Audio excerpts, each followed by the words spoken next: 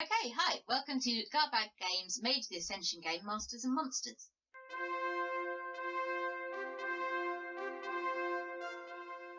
Hello and welcome back. Yes, this is the first episode of our new show, Masters and Monsters, Mage the Ascension game.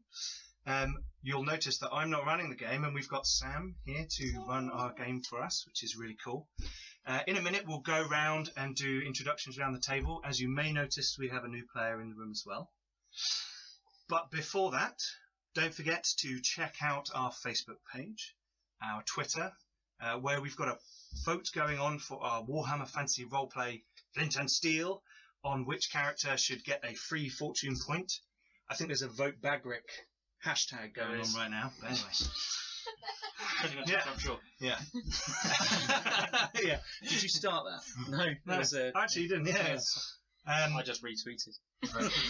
You can also check out our Patreon, where we are asking for the wonderful people out there who are watching the show to help us improve and add more features to the show, more backdrop, finally decorate this whole studio, and also to help us turn it into an audio podcast. Anyway, I think that's everything. Is that everything? I think that's everything. So this is going to be a character creation episode. Oh, don't forget to like and subscribe. Absolutely. How could I forget that? Thanks, Roger. This is going to be character creation, and you can see us all put our characters together in this World War II setting, but I will hand over to... Hi, I'm Sam and I'm the storyteller for this game. Hi, I'm Colin. I'm Adam. Hi, I'm Roger. And I'm Pete. Right, character creation time. So, Yeah. though Roger does have my super trashed original copy of Mage, which is the first role-playing book I bought myself, actually, that one. Oh, cool. So it comes with great history, and some of the pages are coming out. It looks well worn, whereas I think... Oh, that's where the map went. Oh, spoilers. I have the A to Z of London, the very beloved map of London, do have a reissue of their pre-war version. I think we should go to St Albans because I happen to have a 1939 map of St Albans. You can if you like, but it might be a tiny bit boring given the plots in London. So we're playing this one, Yes. not this one. Not that one. We're playing this one. Not this one. What's the difference? Particularly revised. This one is better Yes. than this one. That's nice. Apparently. I've never played either of... Well, I have played Mage, sorry, I haven't played The Awakening. They're both Awakening's interesting in some way. They're both really different games, is probably the main thing, and what I'm doing with this Ascension is probably the better fit. Okay. Mm-hmm. So, to start with a bit of background to the game, for people that haven't played Mage before, either watching, or people that have played it, but it was a very long time ago. So, Mage is part of the White Wolf World of Darkness line. Probably compared with things like Vampire and Werewolf, it's not quite so much a sort of personal horror end of things. It's a little bit more optimistic, though not quite as sort of technicolor as Changeling is. The characters in Mage are humans, but they are humans that have the ability to warp and alter reality, i.e. do magic. That ability comes from their avatar, which is a sort of immortal, reincarnating oversoul that forms part of the person. Roger's looking slightly terrified. Or confused. So basically, every random human in the Mage world has both them as their physical human and the avatar, this reincarnating soul. Mm-hmm. However, most people, your avatar is asleep most of the time. So most mages habitually refer to normal people as sleepers. If you're a mage, at some point your avatar awoke, which they call originally the Awakening, though not the book Mage the Awakening, which is super, super confusing. And at that point you realised you had the ability to do magic. And mages in this system really do magic by sheer stubbornness. They are literally just people whose force of will is so strong they can alter reality around them just by believing in it really, really, really hard. Cool.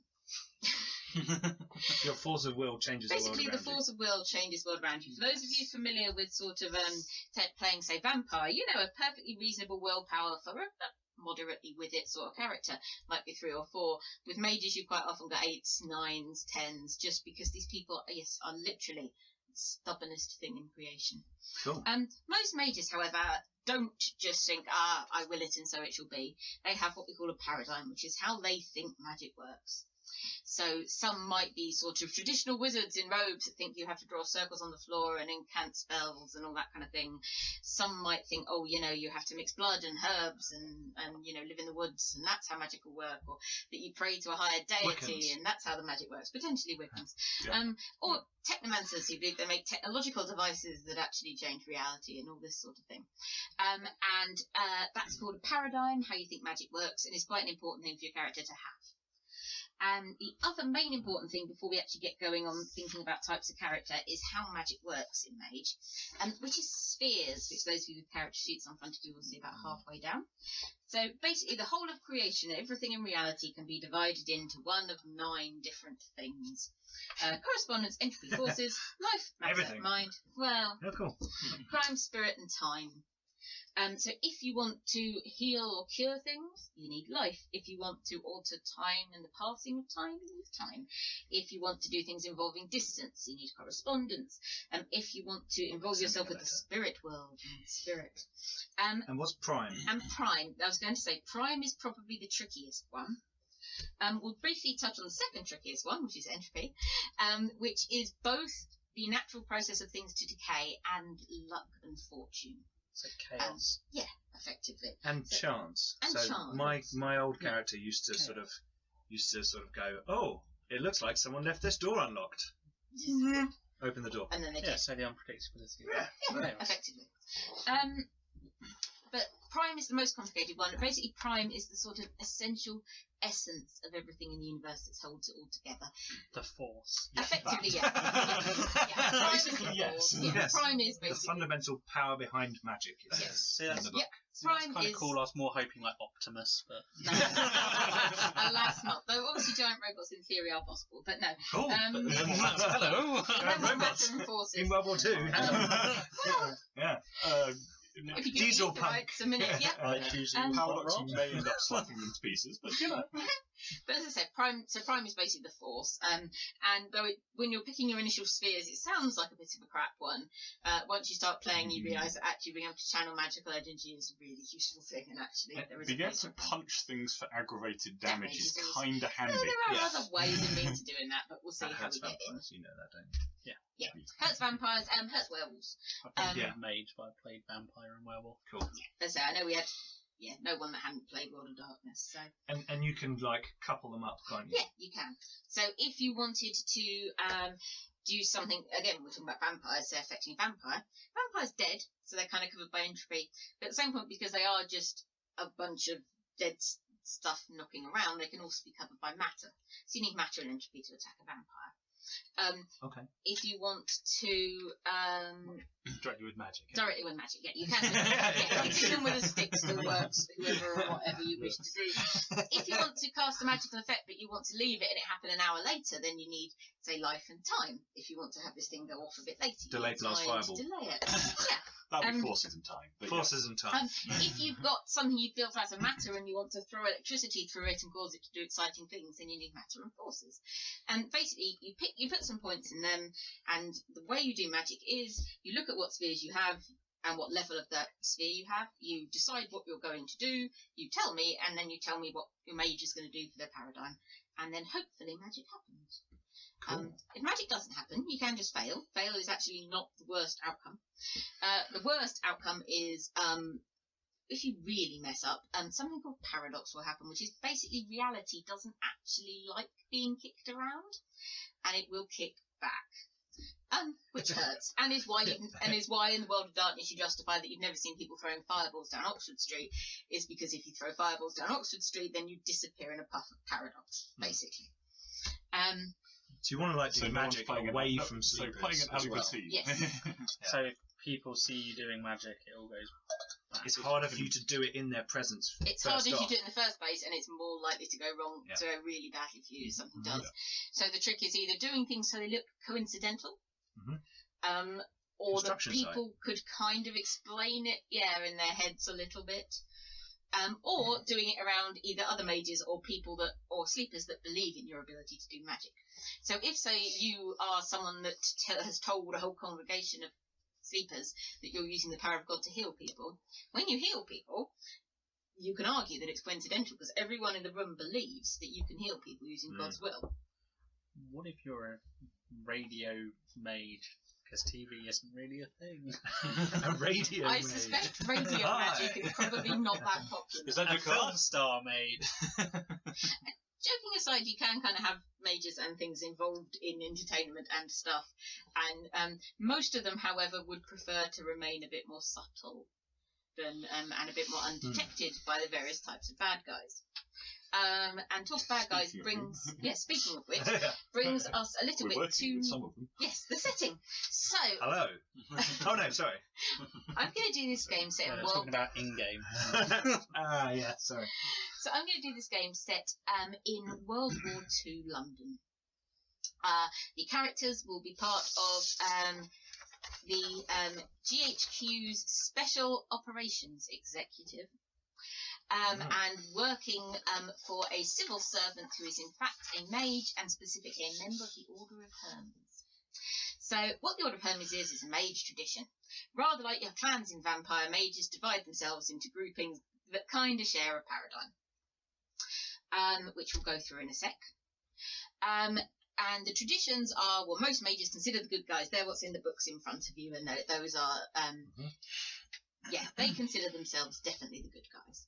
And there's 9 of them, and then one extra sort of slightly emo group that opt out, but we'll get onto them in a second. The bad guys are normally the technocracy, these guys, who are, if mages in the traditions are in favour of distorting and warping reality to make it go to their whim, the technocracy are also mages that they believe in maintaining and controlling static reality and not letting mages do stupid and useless things. In some people's case, they believe this is because, the technocracy is evil. It might just be that technocracy don't want everyone randomly to get fireballed and disappear in a horrible path of paradox. I would quite like the traditions to calm down. However, in the 40s, yes, calm down, or we'll put you down. Yeah. In the 40s, the two groups were actually working together on the side of the Allies during World War II. This is because the Third Reich was being driven by another group of truly awful mages. These are the real bad guys, and they're called the Nefandi. These are mages that have twisted and corrupted their avatar. They're no longer trying to reincarnate and become a better and more divine being. They are serving proper Cthulhuoid tentacle horrors from the outer reaches of our reality, and would quite like to sacrifice everybody, both awakened and sleepers, to them for more power. And they also particularly would like to convert mages as well. They've got skulls on their uniforms. Almost definitely. Yeah. And lightning bolts. To start with, when the war started, a lot of mages thought I was just messing about, we'll just ignore it. But it became obvious pretty soon that the Nefandi were pretty heavily entrenched in the Nazi regime, and are probably driving some of the worst atrocities, and probably also committing some that you can't even dare let the sleepers know about. Right. So at the moment, the technocracy and the traditions have a sort of, it was a ceasefire, and then it's got a bit better actually.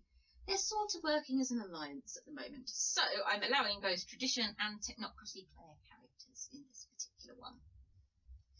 And you will be working for a tradition mage, so it's still a sort of tradition-led operation, and I would like at least one tradition mage, because if you all decide to be technocracy, this becomes a very different Chronicle very quickly. I was actually wondering about dual tradition. Can I do one tradition, one convention? If you give me a really good role-playing reason why, yes, and why you're not dead, then yes. But That's if you can't, then no. So, probably won't bother, what do people want to do? Shall I do a quick run-through of who the traditions and the technocracy are? Of the flavours, basically. Cult of ecstasy, you say? Yes. So, I've given everyone a book and not got one myself, but that's Do you fine. want this one? And then someone else can hold the pictures up, basically. I do not mind. So we shall start with the first of the traditions, shall we? get to the Which should tradition be page. the Akashic. Can't open the book to the tradition. Yes. Yeah, that one will probably fall open to the tradition pages. Hang on. I know. Yeah. Oh, we're getting there. As long as I have someone an opens up. Akashic brother, Akashic brother. or possibly sister. I can't Or remember sister. exactly. She might be a Difficult sister. With the Akashic, if you're a sister, you're still a brother, if that makes sense. Because they're monks. Because they're monks. Right, Akashi are traditionally considered to be based on very Eastern traditions. Sort of Zen Buddhist monk is quite an Akashi sort of stereotype. They do all kinds of cool martial arts.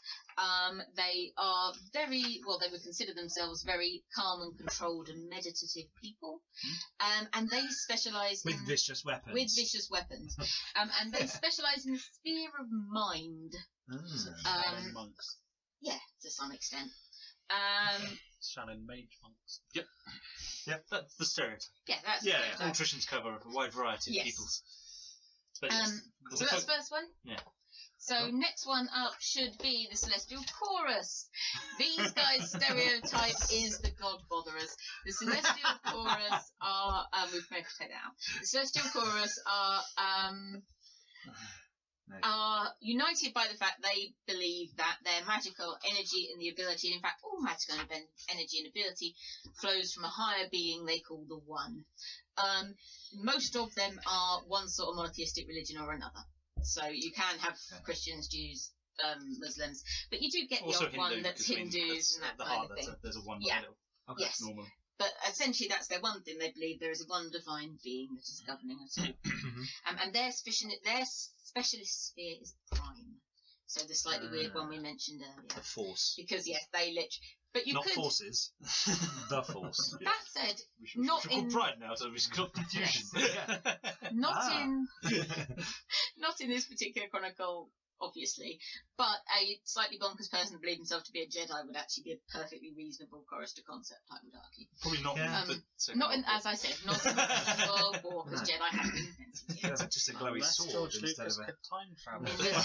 I think we can all say, given the general directions of the Star Wars franchise, he probably can't.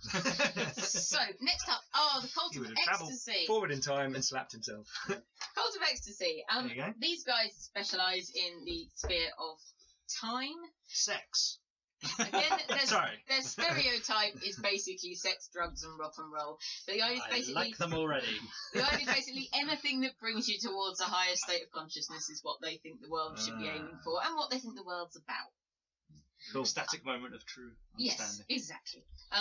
So yeah, they do have a bit of a reputation, but you could have like a. They have some really, really sinister subgroups within. There are some sinister subgroups. Yes, the Hellfire Club. All of their Club. listed like subgroups. Club. No, the Hellfire. No, the Marvel one. Fight Club. Fight Club would be Fight Club would be absolutely fine. But all of their listed subgroups are really sinister, twisted, messed up. Oh God. But you could argue you could have something like a chef as well for an ecstatic. It's just about pleasing the senses, effectively, is what they believe gives you a higher state of consciousness. So in a recent game, we had a chocolate maker. We had obsessive, ecstatic chocolate maker. Nice. Yes. I could see that working. Yeah. Right, next one up is the Dream Speakers. These guys are specialised in the sphere of spirit, and to a greater or lesser extent as shamans. That might manifest as a really traditional, like Native American shaman or something, or it could be like an urban hippie with, dreadlocks and wandering around Camden in the late 90s would also be a perfectly legit Dream Speaker. Probably be mentioned at this point. There is a spirit world. I don't know if you've done werewolf at all. There is like another world that's kind of like this far. The Umbra. Yeah, the Umbra and sort of deeper realms. There's like a whole different dimension of other things. But it's like our world, but like a moment away. Like it's just on the other side of your fingertips kind of thing. So if people are familiar from werewolf, obviously werewolves are naturally creatures of both the real world and the spirit world. And between the two, mages, you have to have the spirit sphere if you want to mess about with the spirit world, as they're not naturally that way inclined. Next one up is the Thanatos, at least I think it should be. So these guys specialise in the sphere of entropy. A lot of their stereotypes are again based on sort of Indian Hindu type processes, things involving the sort of destruction goddesses like Kali and that kind of thing. They specialise in entropy. They know a lot about chance. They also know a lot about death. And a lot of them, no, not all of them, buy into this central idea that there are certain people in our world who are currently of no productive use to our world. They're doing the wrong thing. And really should be released to be reincarnated in their next life as something a bit more useful. They're very much life through destruction. Yes. Also, I think there are certain amounts of stopping people from harming their souls. Exactly, yes. You're actually better off dead and reincarnating and trying again than continuing than having on down the destructive path. towards a path of being reborn as a This is the one I cockroach. played before. Yes. My old blind man who killed a lot of people. Like a lot. he helped them go Yes, through he the helped them cycle. find the next cycle. Yeah. Sometimes the main thing, however, they were doing against reality was they were trying to hurt you. Yeah, that's true. That's true. Matthew Stanza was kick-ass.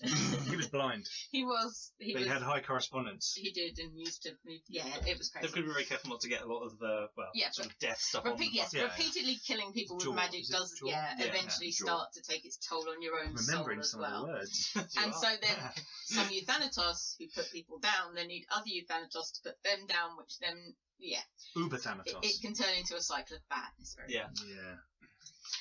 Big Thanatos end up being killed Next by one the up, Thanatos. we are at Order of Hermes. the Order of Hermes, right. Classic. The Order of Hermes are your classic Ars Wankers. Magica almost Oh, sorry. wizard. Yes. Sorry.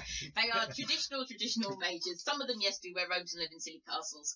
Others of them, and even Others wear robes and you don't live in city castles. there are ones that wear Some of robes them and don't wear live in robes and live in castles. Oxford. Yes, some of them wear robes and live in Oxford. and can't be told apart from the academics. That is very true. Yes, that is also the case. Yeah. But you could also even argue that things like slightly Harry Dresden type mages, basically, if you believe you need to use ropes and symbols and spells and ancient knowledge and scrolls to cast your magic, you're probably a hermetic. Yeah, if you want your classic, wizardy kind of Yeah. Hogwarts kind of magic. That's your Order of Hermes. or Harry Potter. They do, however, specialise in the sphere of forces, so no one makes fun of them too much.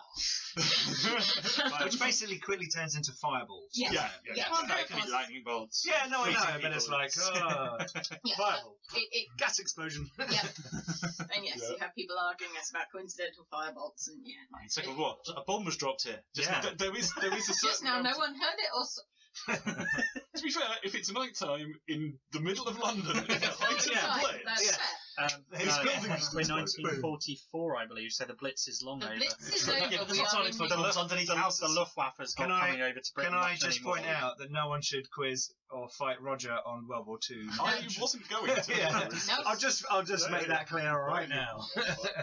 That's fine. I'm with him. Yes, as I said, I've specifically gone. It's the summer of 1944, which is when the V1 rocket attacks were hitting London, but post the D-Day landings, which have been successful. So troops are moving through German-held territory in France, and I believe moving direction of Belgium and sort of Amsterdam at this point Depends as well. exactly the month. But Exactly.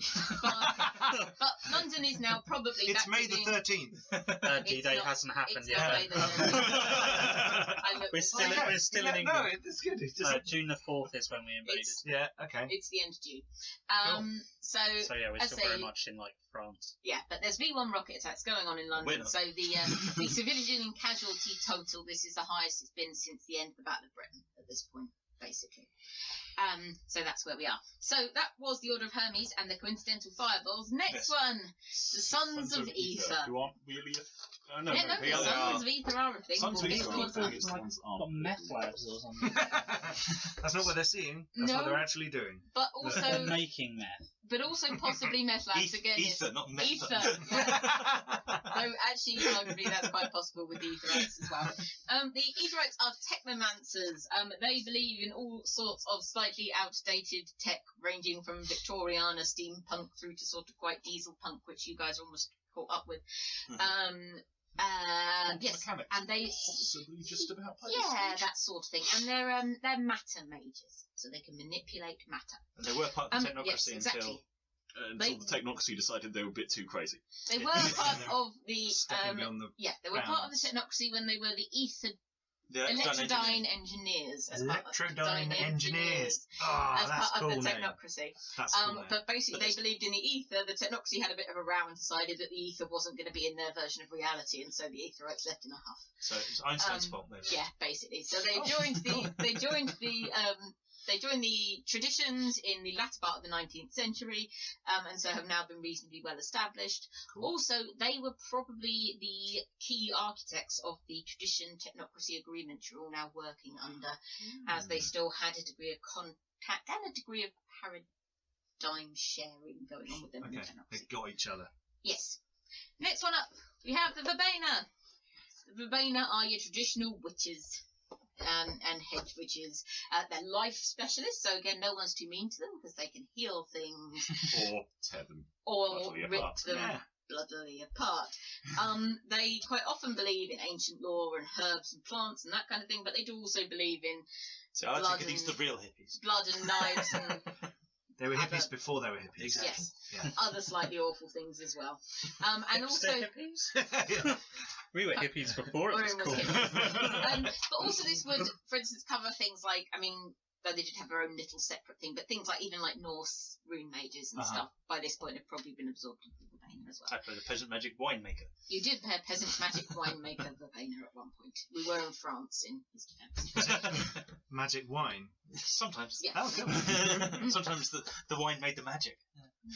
Drink this, you'll feel better. But yes, so that's the Verbena. I should point out, when I'm saying specialty spheres, we just mean that's what, if you pick that tradition, you basically get a bonus to it. It's cheaper for you to buy it up. Yeah. You can You don't have to totally have do it. life while being in the Order of Hermes, Yeah. or you can totally refuse to do life and be a Verbena. It's just, it's cheaper, and the master that taught you magic would have thought you were pretty odd if you didn't at least do a little bit of your traditions there. Yeah. But being pretty odd is quite that, and also for you as a player, it's cheaper to buy up, so people tend to at least have a little bit of it. But it's not that you can't have a life mage unless they're a Verbena or whatever. You definitely can. So the last one, or the tricky one, which is the virtual They don't adepts. really exist. They don't exist yet. Or do they? Well, they do, but at the moment, Like it. at the Oh, moment, you. at the moment, they are part of the technocracy, and they're called the Difference Engineers. They are correspondence specialists and take their origins from Charles Babbage and the Difference Engine and that sort of late Victorian beginning of mechanical computing. At this point, their very last, we'll leave them a minute. At this point, ahead of time, goth ahead of time. At this Never point, goth too soon. also because this is the Second World War and you really have to. So, predictably, the Difference Engineers have quite a big chantry at Bletchley, and Alan Turing is one of the sort of architects of their tradition at this point. Cool. After the war, things will go very sour for them and they will leave the technocracy in a great big huff and come and join the traditions as the virtual adepts, but that will happen sort of late 50s, early 60s. So right now they're Yeah. technocracy. So right now they are in the Difference technocracy Engineers. as the Difference Engineers, but they are still correspondence mages. Sure. And the last one is the non-tradition. This is the Goth. These are the Yay. hollow ones. They're not really a tradition. They're not a tradition. They're too cool for They're tradition. two Yeah. traditions. They were doing magic. Oh, so now we're on to the pure hipsters. Yes, and yes, hipsters, goths, Hipster and goths. emos. Yeah. They don't specialise in any sphere. They generally, though they're not obviously all goths, they're generally all kind of disillusioned, and they think the traditions is sort of a waste of everyone's time and energy because the world is probably going to hell in a handcart, whatever they do anyway. All of them believe in some way of an ascension, the idea that humanity can achieve a greater state And of become existence. better. The The whole ones are like, Hollowers do oh not. man, there's no point. No. The Hollowers are of the opinion it will all end in horror and awfulness at some point They in the sound not like too they're distant like future. one step away from Nefandi. Except they're not the ones doing it. That's their argument. Oh, yeah. They're just but waiting for They're it. just waiting for it to well, they would argue they're trying to enjoy themselves while waiting for the inevitable end. Little bits of good. There's no point in the big picture because it won't ever achievable. No. So just do what you can now. They do small bits to entertain you. Yeah. So those are the traditions. Sorry, I was just looking at the Hollow Ones stereotypes Yes, for the stereotype other section of traditions. wonderful things. And they put virtual adepts. Nice toys, but the one who dies with the most toys is still dead. Yep, that is a very Cheery. hollow quote. And so in this game, we shall also be having the conventions of the technocracy. There is less conventions of the technocracy, everyone will be pleased to know. So less of me talking, though this does also involve I'm me. trying to remember if they were called this at this point. Oh. Most Iteration X aren't, Yeah. I don't think. No. I can't find them. Aha, right. So, most of them are called what they're called. So, as we said, there is an additional one called the Difference Engineers, who will not be in this book because they don't exist. This That's book was just written 1990s setting and they've So- moved. Iteration X are these guys. These guys are not called Iteration Alright. X at the Iteration X. Yep. These guys are not called Iteration X at this point. They are called the Clockwork Convention. They believe their primary sort of thing is in making of cyborgs, cybernetics, robots, automatons, all of that kind of thing. They believe that through technology comes the perfection of life. So they get prime. To a greater or lesser Anyone can extent. have these things. With the technocracy, it's a little bit looser, but they tend to be matter as well. Stuff. Next world up. New World Order. We see it? Yes, we can. Yep. New World Order. These Sounds guys. like they should be on the other side. These guys. What, part of the Hollow Ones? No. The Nazis. Oh, right. Well, a lot of people in the event traditions and the technocracy were on the other side. Yeah, originally quite a few technocracy and some tradition makes like, I don't know, this probably does sound right. And they're like, oh no, apparently there's Infandy. I would be trying to leave. Or they got like twisted. Yes, either got twisted into becoming Nefandi themselves, or tried to heard me. Or tried to run away and got killed. Yeah, well, we will use that sound effect for people becoming Nefandi. Cool, so, excellent. New World Order. These are your men in black type things. They were once called the Society of Pure Thought. They were called the Society of Pure Thought at some point, but they are New World Order at this point. They do a lot of mind magic, but they could also do other stuff. As I say, the tradition are a little. Look here. Technocrats are a little bit less. They're about organising the world into better types of government, better ways of doing things. Yes, it's all about gathering information on everyone and then establishing a solid framework for all the cultures in the world. Exactly. Yes, they're very traditional men in black. The next guys up. These guys are the progenitors. Which, particularly in a sort of mid-century bit, are kind of interesting. Progenitors are life specialists. From the other side, by the looks of it. Yeah. Like, mix it up kind of life. A little bit, yeah. So, they did briefly experiment with dinosaurs, but they couldn't go outside the lab. And they just kept falling over. Cool. Yeah, they just passed out in paradox. Every time they left,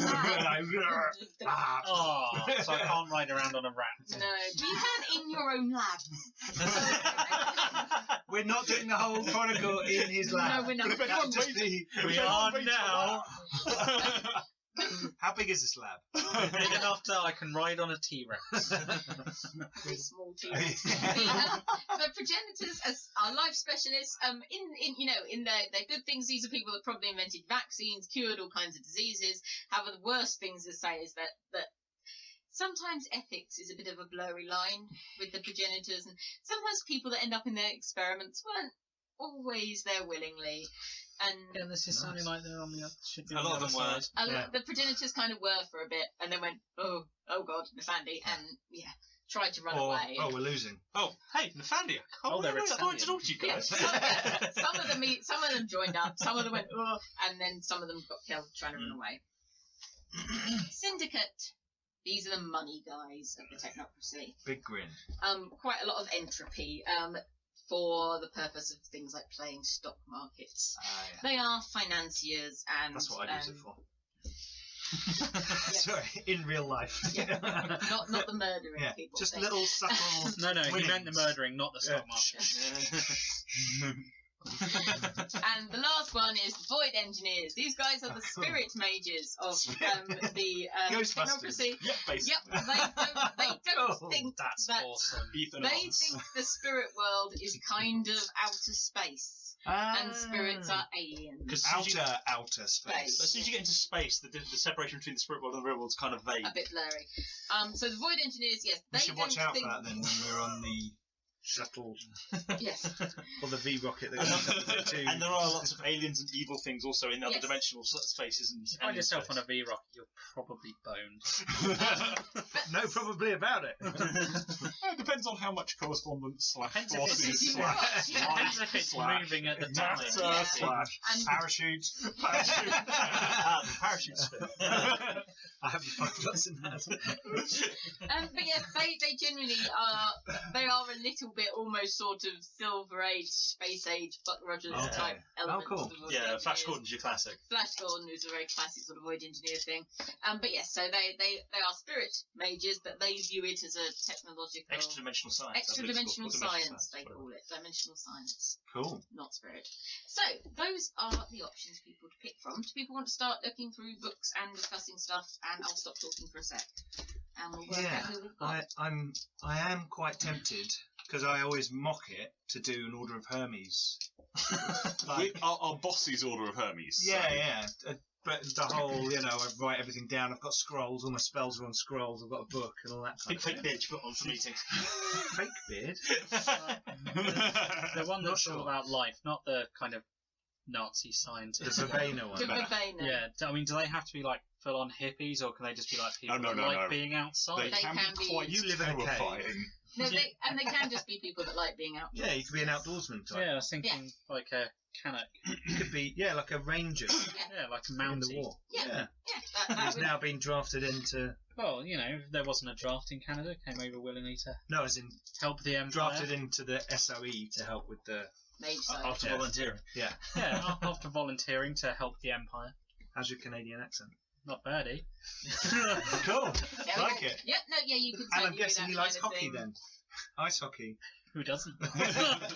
Ice hockey hadn't been invented in World War II. Yes, it has. It's a post-war invention. Yeah, Most the video was have been. modelled on some of the battle tactics, actually. Yeah, but that's like the one thing I know Canada has got a lot of and has always had is ice.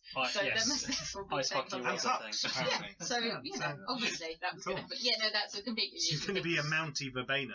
Awesome. I mean, Maybe no, not a Mountie, but You can, Oh. that'd be cool. You can, but in like the modern like thing... due south. I could be a Royal Canadian Mounted You could Police. if you And you wish. ride a moose. Sorry, Canadian viewers. Hey, there's There have not... been- Moose are awesome. You clearly, however, can't ride a moose because they're not set Oh, up. No, they're not. They're Yeah, not. but Yeah, you could it's modify it different. with You can't life. ride them. You could modify your moose with life to make it ride. Great friends with nature. Kidding you, But I saddleback. joking aside, we will not mock you if you do a Canadian outdoorsman. That sounds like a good Yeah, plan. that's cool. With I mean, moose. sort of survivalist type stuff is quite a common modern concept for Verbena in the present day. Is survivalist, Yeah, survival so skills, Bear it's not- Grylls. I wouldn't want him to be like a hippie. No. He just likes being outdoors. That is He grew up in like rural Canada. Yeah, As that's there is, like his next neighbour's probably like 50 to 100 miles away type. Sure. Yeah, just some everywhere in Canada. I don't know. It's rural part. Well, there are some parts where up to 10 people live. there's like Yeah, but they're related. That's like a family house. Toronto. That's Vancouver. Sorry. There's Toronto. That's in Canada. Yeah, so basically not from a city, from like... No, I'm joking. From the I'm joking. wilderness. Yeah. We have Canadian viewers. I don't want to piss them all off. But I will Yeah. call you a hippie. I will shoot you with whatever gun I'm allowed to have. No, I just think, a lot of the time that countries get forgotten of their involvement in the Second World War, so I want to play a Canadian to represent their involvement. It's very, very Also, good of you. I should possibly point out, Pete, you might not want to mock the healer too much. That's true. Do not mock Just the life made. Oh, you've Note been to hurt. self, take one in life. One in Hippie! One ain't gonna happen. Oh, That's a bit of a shame, eh? One Too you're late to just, heal yourself. one you're just Yeah, gonna know to how heal fast yourself. you're dying. So yeah, I apologise for Or my you deal accent, someone else, Canadian heal someone viewers. else. Okay. Right. Classic, simple mage rules for different levels of ability, different stuff, and one of the One classic is ones. like, know about it. Two One- is do yourself. Yeah. One Three is lets do you someone sense else. it Yeah. in the sphere. 2 lets you do 2 things involving yourself. 3 lets you do it involving someone else. 4 lets you basically do versions of it that start to involve quite large scale things. Yeah. And 5 is utter mastery and Phenomenal cosmic Can you do like power! weather manipulation and that sort of thing? Forces. Forces, Forces. actually. Yeah. Forces, possibly correspondence to cover the area. That's Turns done out- entropy as well. Yeah. You can kind of or argue and or channel entropy. The thing is, right, if you can figure out a way to do it with what you got, give it a go. Yeah. This is Because the joy that's of the mage. whole point of Mage. But yeah, if you want to cause a localized thunderstorm, you could do it with entropy, you could do it with correspondence, you No, could do it just, with forces. like mist and that sort of stuff. Yeah. You just Yeah. basically come up with a blag as to why it works with your skills, and I will probably allow And also it. More methods. moisture out of surrounding Well, no, I was just soil wondering and about, like, put it into I the don't know air how and life like, works, create if a that would mist. include stuff like the weather. I have no idea. I don't know the setting well enough. I can't see where you could use life for. No. No, life for the actual meteorological bit is hard. Well, basically, yeah, meteorological You'll control get is you'll what- get you'll get points in a few of them. Yeah, you'll get Yeah. points in a few of them, so you Yeah. can start to put things. You if get you like have, 6 points and you're unlikely to have anything above 3, so... yeah. I don't. In fact, you're not You're to not start. good to start with more than 3. So, which I basically think is it literally is in the rules. It says that you can go. No, you can only go up to 22 with freebies and it will cost you 24 to hit. So you can't. Yeah. So we'll put I think it says. 1, 2, or 3 are all That's fine. also Well, possible. that will become Is that where clear you when played we this before, actually Colin? start. So words. Yes, exactly. Those Not are for a while, words. but- If you're not used to playing the game, that will become clear once we actually start some points and Okay, and cool. stuff. So what do we do first? is everyone going to decide our traditions? Does anyone wish to talk any more about character things? I've already got a very good idea of what I'm playing, so... Is that my Chronicle or my tradition? That would be your tradition, would be Verbena. I've got a couple of ideas, but I'm still not sure which one to go with. So you're going to go with tradition? No, that was just a thought. That was my first thought. The other one was, I was thinking about playing a technocracy character. Yep. But I don't know what you guys want to do. I'm going to be doing Acacia Brotherhood. I'm intending to go with a character who has Erte 1, therefore cannot have any sphere above 1 yet, so he knows lots of stuff, but can't really do anything about it yet. Okay. He is... One is sensory magic. Power level. Yeah. So he's going to be a British officer. British Army officer. Okay. And, I'm intending to have learnt my spheres from all kinds of different people and therefore have all kinds of different weird eclectic mix of foci for different things rather than the traditional sort of stuff you'd expect from a case. Foci are a tool that helps you do your magic, so if you're a... So Verbena is traditionally cutting yourself in some way. Not always, it can be plants or... That's the classic. In all seriousness, could I have a horse? Yeah. You can have as long as you're talking about in the role-playing game. I don't think it'll fit in here. There's just not enough room. Yeah. It's just like a horse head. Suddenly we're getting Italian. With a horse on it. With the rest of the horse, not just the horse head. Like a little model. Yeah, I've got a horse. Like Warhammer. I've got a horse in here somewhere. Yeah, no, you can completely have a horse, that's fine. Cool. So yes. So we have... Yes, Foco is normally a method of doing it, like statics use drugs, and Order of Hermes use like scrolls, spellbooks. A grimoire, I think you'll find it's called. Again, Verbena is some no one other than them called. What were you thinking of playing? I know I've got a couple of ideas. One's a sort of celestial chorus, not actually a priest person, but a Christian who's sort of been sent to sort of defend a powerful node, which is a source of primary power. Their locations have lots of prime power come out, basically. Yeah. Also, what werewolves will call a cairn, which is the reason why werewolves and mages sometimes don't get along that well. Because werewolves think these things are sacred, and mages think these things are batterers. Or Son of Eth sci-fi writery kind of, but probably also possibly by a chemist or something along those sort of lines. I'm not quite sure. Still thinking along those sort of lines. One of those two. I'm not sure which one. So I was going to see what people are doing. Well, I'll be an Order of Hermes accountant for a large grocery retailer. I don't know if we can explain that joke. I'm not an accountant, but I do work for a large grocery retailer. No, I'm going to be an accountant. For Sainsbury's? No, not for Sainsbury's. Do you mean Asda? Not yet. Do you mean Walmart? Sainsbury's. Yeah. Walmart UK. Yeah. No. For our non-British friends, we're talking about a debacle involving British supermarkets, which will not interest anyone internationally. I work for a different one. Anyway, never mind. Well, for now, let's not talk. Let's not go into what we do in the real world. That's really bloody dull. Let's talk about role playing. Speak for yourself. I'm an astronaut. Well, I know where Colin works, so let's not talk about that. Anyway, so I'm going to be an accountant who has come across some sort of wonder that has awakened his soul, and he's found a love of books, and his love of ledgers and numbers has followed through into his study of magic. Yes, things like numerology are again very hermetic. Yeah, dodged the syndicate by the sound of it. Just.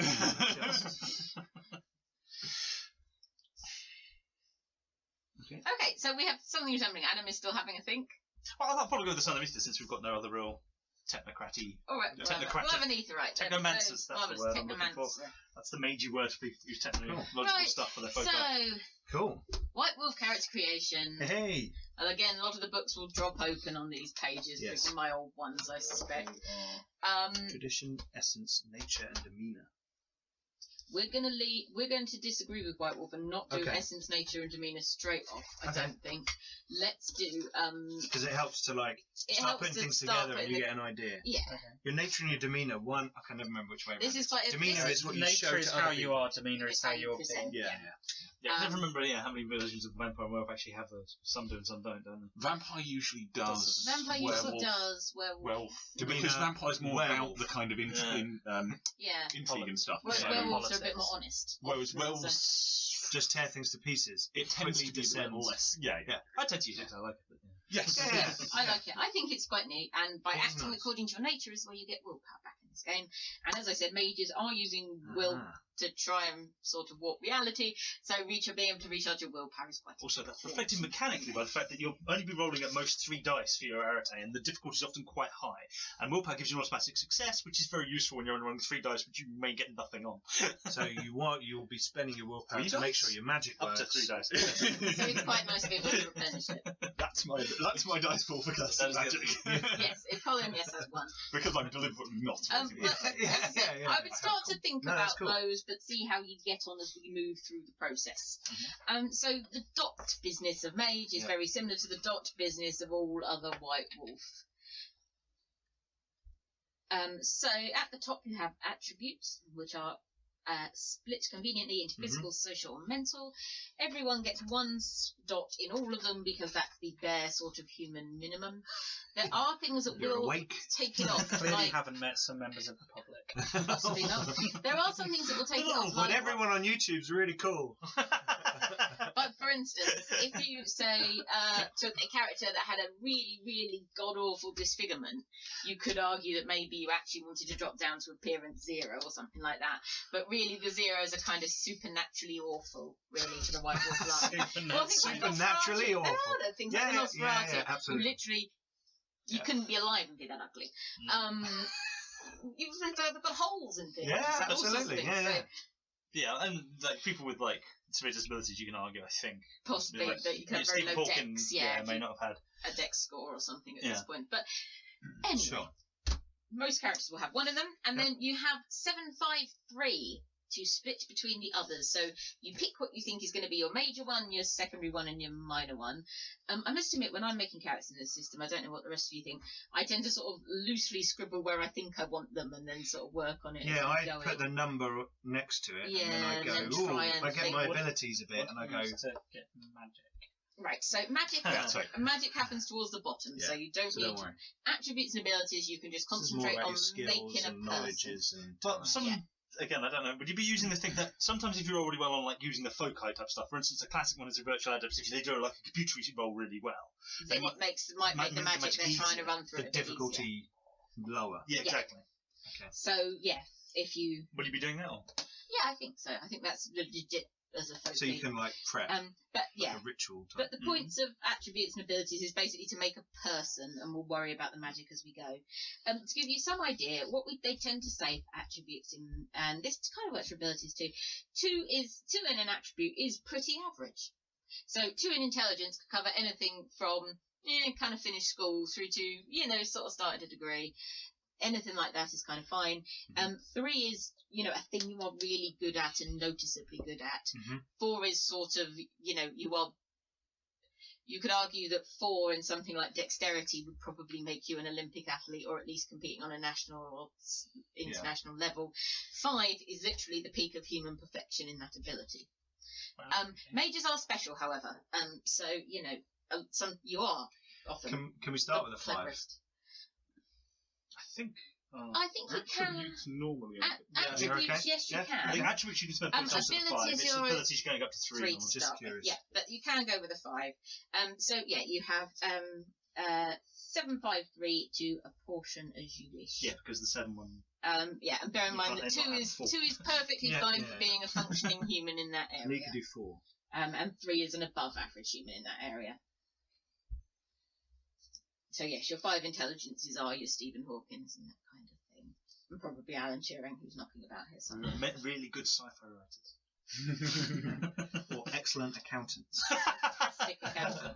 But Well, mages actually, probably have a are higher perception because he sees patterns and things. mages are Party with special. I think pattern recognition is usually, well, again, it's always what Sam What Sam determines, decides it is. but pattern recognition is usually in rather than perception. Okay. I would Cool. argue that it depends how your character views what they're doing. Essentially, you could argue that an artist definitely would say it is intelligence, and it's tricky. It's one of those things that's probably I think there should be a degree of mages 6 kind of of one written and to half allow. dozen of Yeah, another. mages, It's a game where you can kind of flag things. mage is written to allow a degree of flexibility. Plus, how about I have 4 in both of them? Well, then you could then have you're damn good. and then the rest of us sit there, and I sit there going, "Oh, I don't know." No, it doesn't matter. It's the same thing. Yeah, that's always helpful. And then abilities do the same thing, but they do 13, 9, 5 to pick. Yeah, 13, 9, 5. Yeah, if I could have something to lean on that abilities. isn't the 13. book that I'm trying to. Yeah, for the abilities. I will Again. lean on the Nefandi. Let's face it, Chaos Marines are basically. Do you want something to lean on that's Warhammer based? I'm fine. Adam? My writing doesn't get better. No, I just want to poke holes. Adam is slightly allergic to Warhammer. But yeah, so 39.5 divided between talents, which are things you happen to be good at, abilities, which are normally things you had to learn, and knowledges, which are normally things you know about with your brain rather than do about with the rest of you. Things you know about with your brain. Yes. As opposed to actual physical doing. I know. Physical doing is muscle over here. memory. Yes. Yeah. To pick up mage ones that you may not. Awareness is sort of a knowledge. Awareness is being able to spot supernatural weird shit happening around you, and is therefore quite a useful skill. Yeah. Occult, for this purpose, means knowing things about grimoires and scrolls and ancient magic and that kind of thing, not actually the doing. Enigmas is cryptology and that kind of puzzles, but often does end up in magical end of things for various reasons. And cosmology is knowing about the spirit world and how to navigate it. So, yeah. Normally, what I do with these is I'll go down the side and just put ticks next That's to what I'm abilities. doing. Yeah, I still do. I I'm go through and tagging think, I ones that I definitely think want are that one, I definitely be want that one, I interesting. definitely want that one. Another one I've seen for White Wolf games that people do is essentially they'll go with it's 13.95, so I'll put 5 in everything. Yep. And then 5 in each, and then I'll go, and then I'll add another 4 to 2 of them, and then I'll add another 4 to 1 of them. So you build it up that way, and you can see. That's a good. Yeah, that's because a also good technique. sometimes when you start doing it, you're like, no, You might go, actually, I want a bit more this expression. Column, this column needs more points in it than I've got. Yeah, I've done that. I've done that with my attributes. Skills. Yeah. I think that might be skills for me. You Yeah. do. Not for me. Yeah.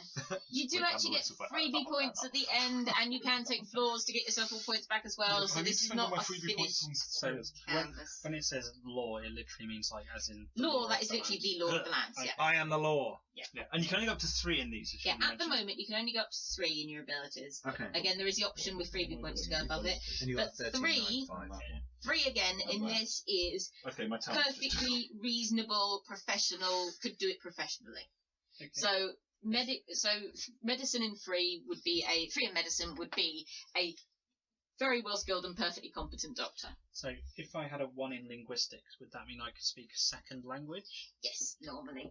Linguistics is a tricky one in White Wolf. It's been dealt differently at different times. What I tend to do with it is you pick languages you know, and there's a recommendation, so it's sort of 1 for the first one, and then the 2 they normally start saying sort of 3 or 4, so it's not just 5 languages the maximum you can ever know. If you put 5 joints in linguistics, you know dozens of languages. But also, if you don't know a language but you come across something related to it, I normally let you roll it just to see if you recognised it. Like if you took Latin and came across modern Italian or French, I'd probably let you make a roll just to see if you could follow it.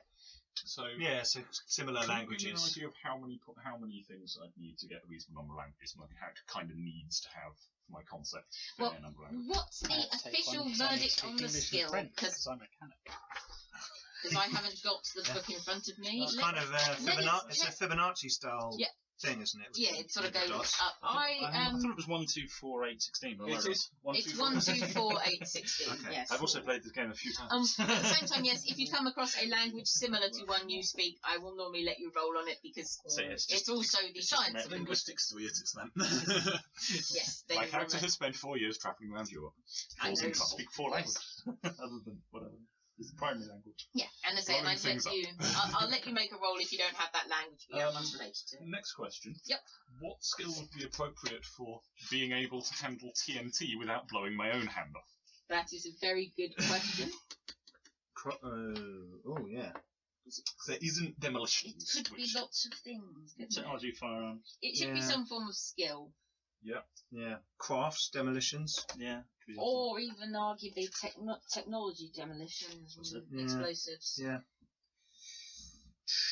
I just picked most I was gonna say, things in skills, and those weren't one of the Would ones I I've need- taken, so I'm going to have You one don't on need to take it. drive to be able to ride off. Cosmology, demolitions. Right, if you wish to ride your horse exceptionally well, you can add yourself on a special extra skill called Ride and write yourself some dots in it if you would like. So If you other wish- traits are just yeah. underneath normally. Yeah, there is at the very bottom left. There is other traits if you would like a ride skill Can't you put- specifically. Can't you do that instead of Um. Also, I do have. demolitions? I But do it'd be a also. skill, so it would come under the Yeah. middle one. No, I think demolitions. Demolitions, probably I'll put it under crafts. Put it under crafts. Why not? So But yeah, you could have ride. Also, I go with. I slightly. I house rule and override White Wolf on drive. White Wolf is American, and Americans tend to say that you need 2 in drive to be able to drive a stick shift.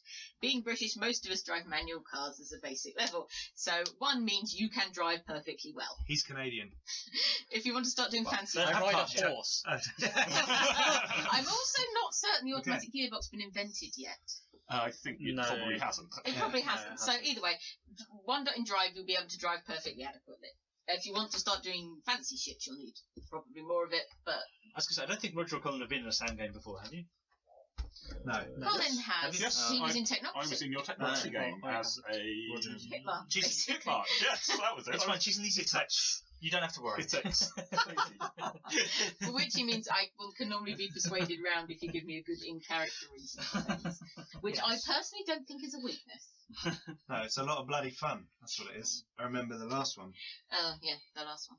Are we doing hypertech as a separate thing? Skill. Hypertech. No, It's let's just have tech. sometimes a separate skill. No, let's just have tech. So for like traps, for example, would that be crafts? I think that would probably be survival, Survival, okay. personally. Yeah. By which I assume you mean traps for animals and snares and whatnot, Well, or like bear I traps. could use them on You people. could also use them. But yeah, as in once like, it's a design if I wanted for to- game, yes, I Yeah. think go under survival. Or do you mean making it look like a Death Star doesn't have its shields up currently? Because that's technocracy. No. things That requires being things that you memorable. might use to like stop, say, a bear walking into your Yeah, house. that's survival. I would have thought a lot of rural Canadian That's called skills. firearms. I would have thought a lot of rural Canadian skills are going to involve survival somehow. So yes, Yeah. I suspect those are also under survival. Yeah. Okay. That's me spent up. So I'm assuming computers not really viable for most of us.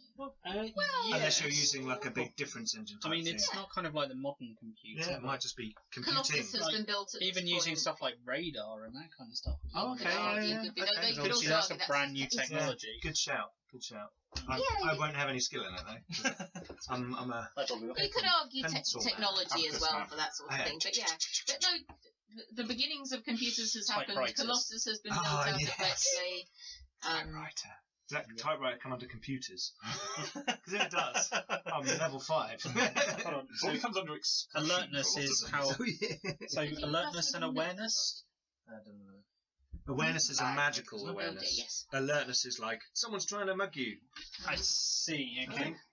Yes. Okay, bit of academics, bit of occult.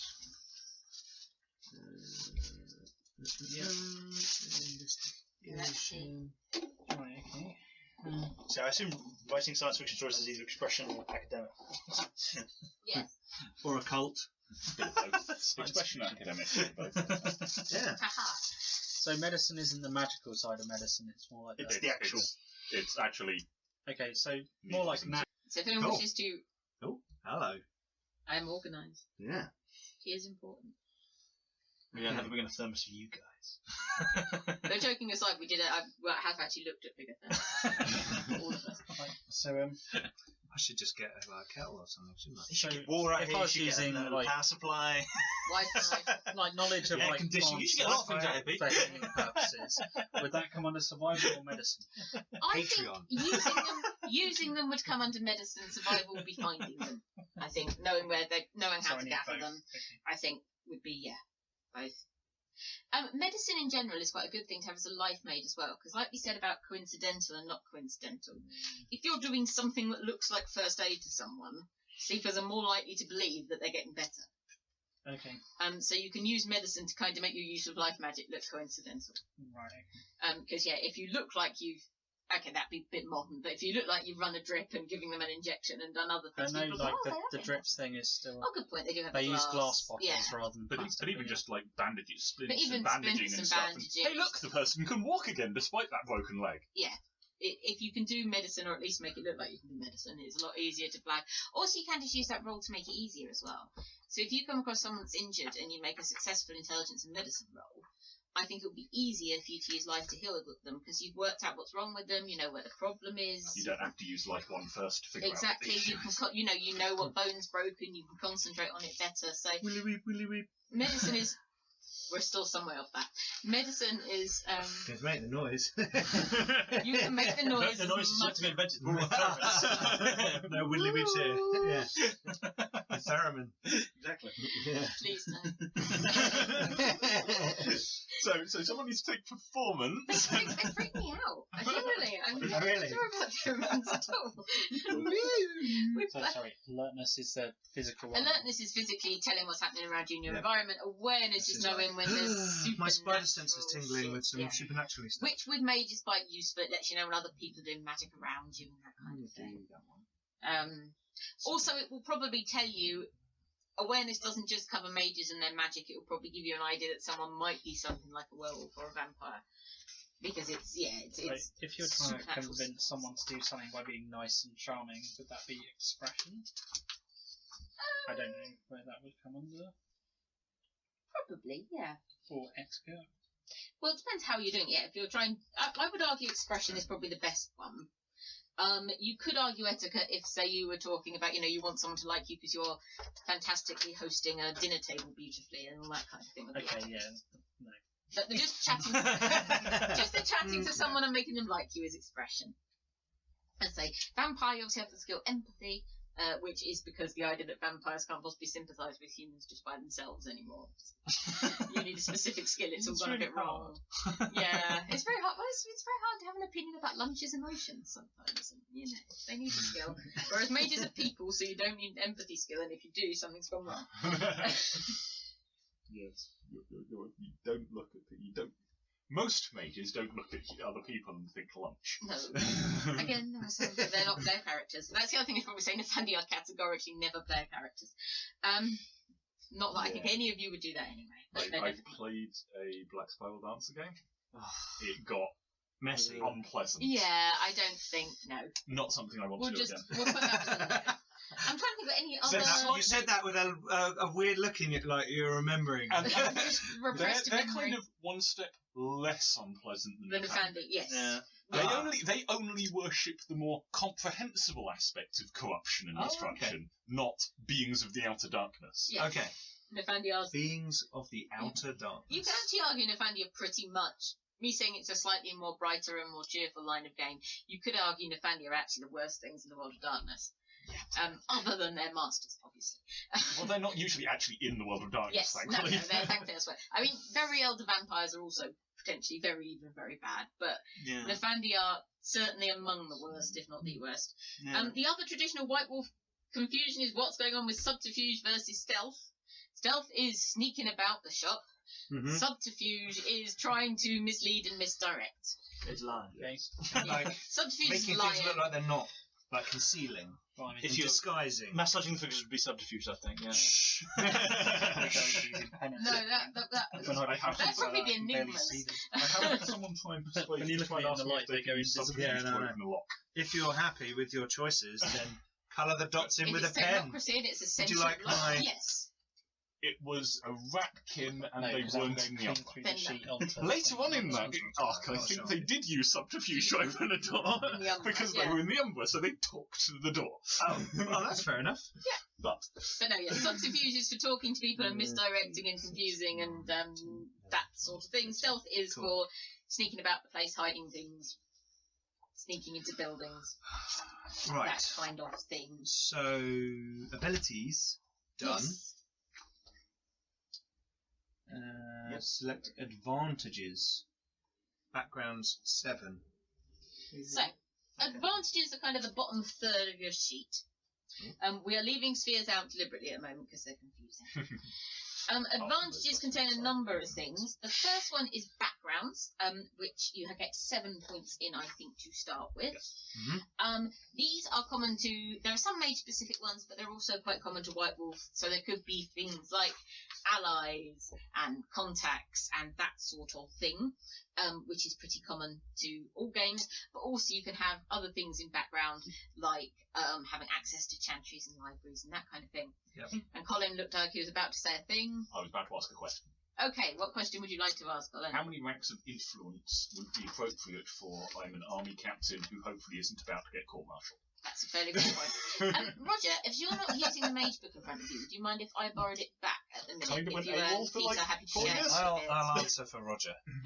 Just because, yes. So I've got one in front of me, so I know we're going through the chart at the same It's all right. speed. I don't know what's going on anyway, so it's all good. That's fine. So yeah. Is there anything we can do You're to my help you meat know shield. what's going on? I'm not a meat shield. Is there anything we can do to make you know what's going on? Help you know what's going No, on? it's No, I all right, prefer it's to be all right. quite ignorant of all this. Okay, fine. That's cool. I'm just some guy that turned up on a boat to help, He's and just they some went, hippie. "Hey, you know stuff. Go over there." Okay. All right. So, Right, so Are you going to go through backgrounds? Because it's so simple. I'm going to start with background. So the Where are they? Page Yeah. around 120, you get Each. sort of in One that is where area. to start. No, 117 is where to start. Lying. 117, there we go. Thank you. Is where they start. And I did bring some other random books with all sorts of other random things in if we wanted to flip through People them. have ideas like arsenal and stuff. We'll go through them.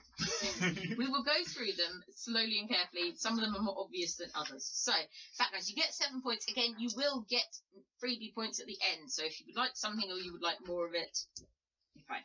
So, allies is the first one. This is a very common one to White Wolf lines in general. They are people or other beings that be willing to help your character. That's the crucial thing, is the willing to help bit. There's contacts and things later, which is just knowing a load of people. And you have to. Allies is someone that will actually put their neck out for you. Again, it's not exactly a 5 gives you 5 allies type thing. One is one ally of moderate power. 2 in allies might be either 2 separate allies or one kind of powerful one, and that kind of thing.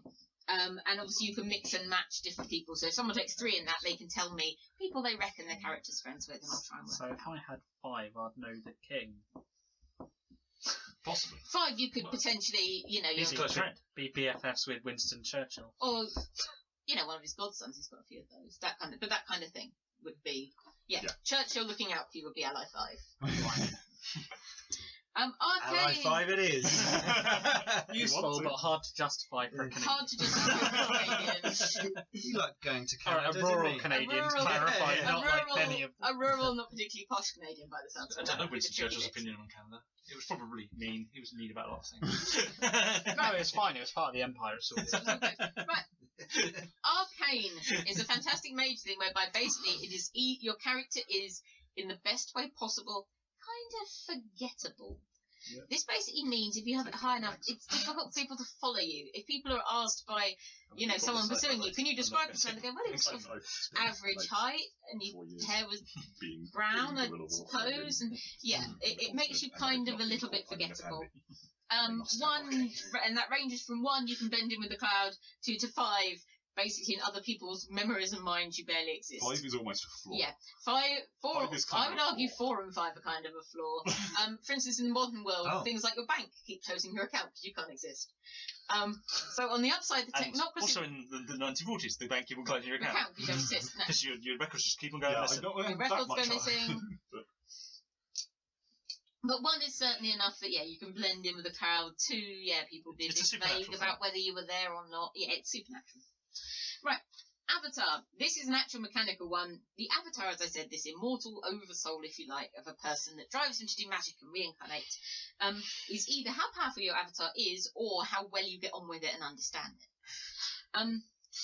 Are you friends with your avatar? Even if you take no points, you're still a mage. It still won't affect your ability to do magic, but it does affect your ability to spend a thing called quintessence, which we will get onto in more detail, but if you like, is sort of magical extra energy to make things easy for yourself. Energon cubes. Yeah. Magic battery power, basically. Yeah, Energon cubes. Yeah. So, high avatar. High avatar, you can spend a lot of it. Nice word. Low avatar, you can't spend so much of it. It's generally a good idea, I would say, to have at least one in it. I'm going to have 3 in avatar. Which you can. Also, the other thing is, something like 1 might be not a very powerful avatar, or it might be actually quite a powerful avatar that you do not get on with, understand, or comprehend on any possible level. Because your avatar's kind of part of you. It's kind of your soul, but it's also not, because it's a separate thing with its own motivations and desires. So it's definitely a very mage concept that takes a while to really grasp. But we'll get there. That's cool. Not worry. Contacts is literally how many people you know. They will tell you useful things. They might want things in return, however. They're not allies. Yeah. But they are, people that can know stuff. Hello, that's 5. You know 5 people. I've got 5 friends. They are usually someone that they are normally someone that will be kind of useful. So a contact could be something like a black or a black marketeer or a local politician or something like that. Well-connected society hostess. That's what it's I have seen it done before, which is my MP. You can take or leave. Is to say you have however many sort of primary contacts. Those are reliable contacts that you can go to. Yeah. And then you can also use your contacts as a dice pool for, do I happen to know anyone? Today, does anyone have any X that I can buy off? You can also use it for that as well. Which I buy any X? I'm not sure X is around yet. I was trying to think of something, and for some reason my brain kept going custard. And I was like, custard. See, hey. Custard at the moment, Custard powder. A little bit of bird's custard wouldn't go amiss. Exactly. So normally using X would be fine, but obviously, do you have any X? Makes it sound like you're trying to buy drugs. But of course, this is full-on rationing. So, I'm not sure drugs were so much rationing. Yes, but what I mean is other things which might normally, we might consider, well, obviously that you'll be able to get some. Butter. Mm-hmm. No, I'm aware. I know. I'm surprised. I know. Anyway, I'm surprised you say you know a lot of history. Did you know there was rationing during the Second World War? Let us stop. Everybody stop riling Roger. We're only on D, alright? Yeah.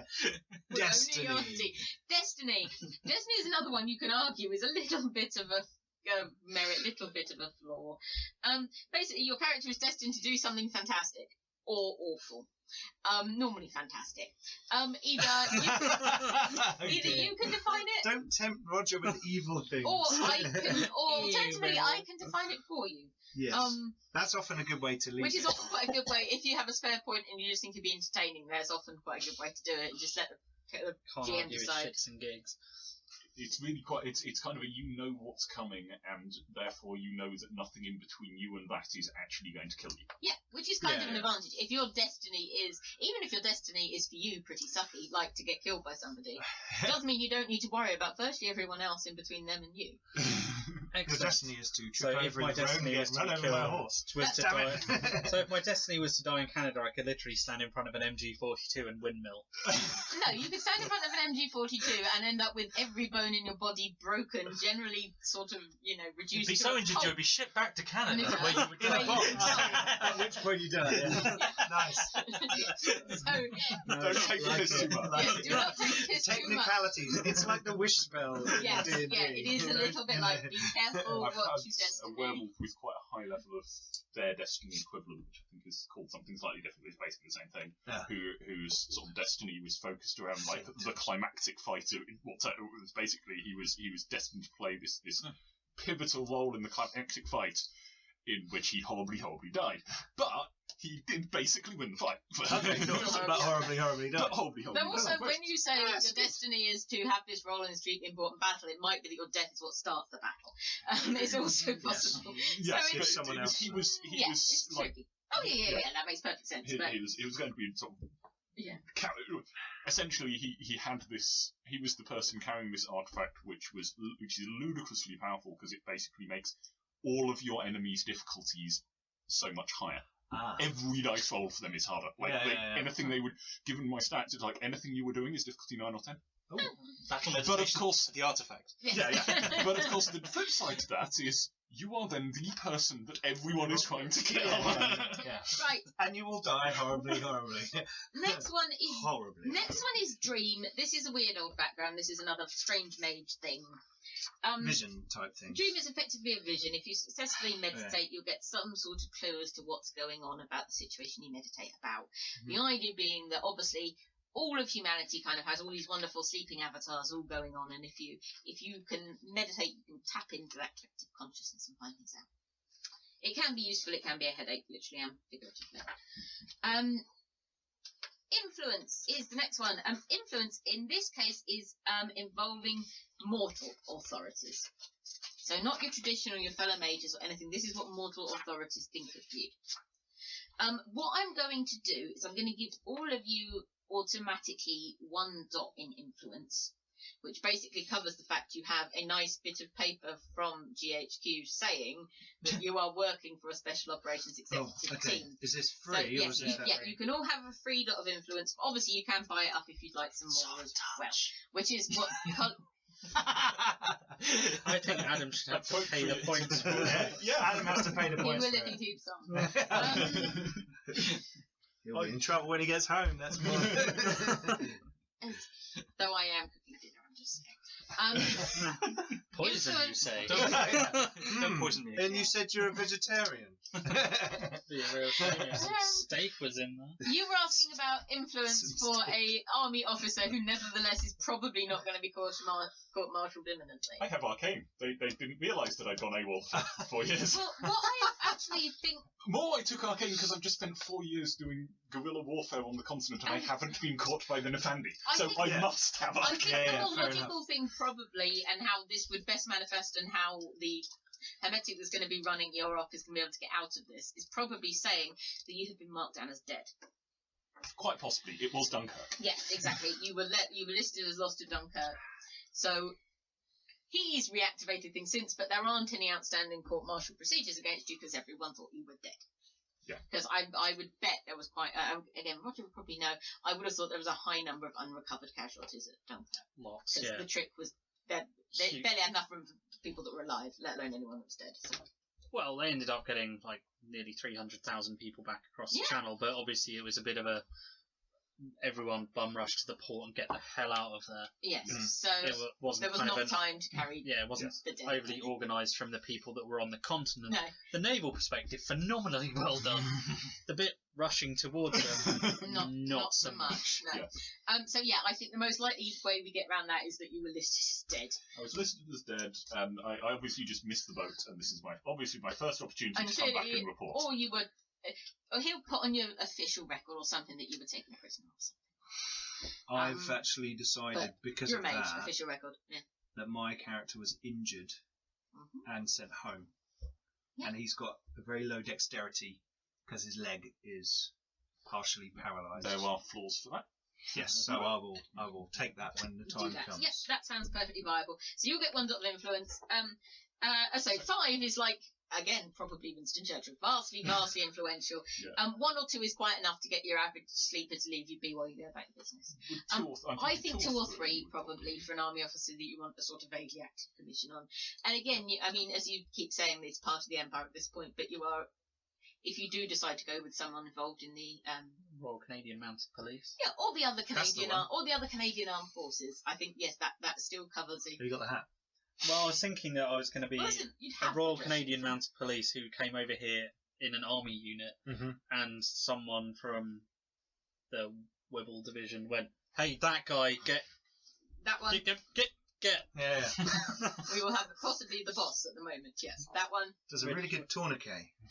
Which is really when kind of my guy went, "Oh yeah, magic's a thing."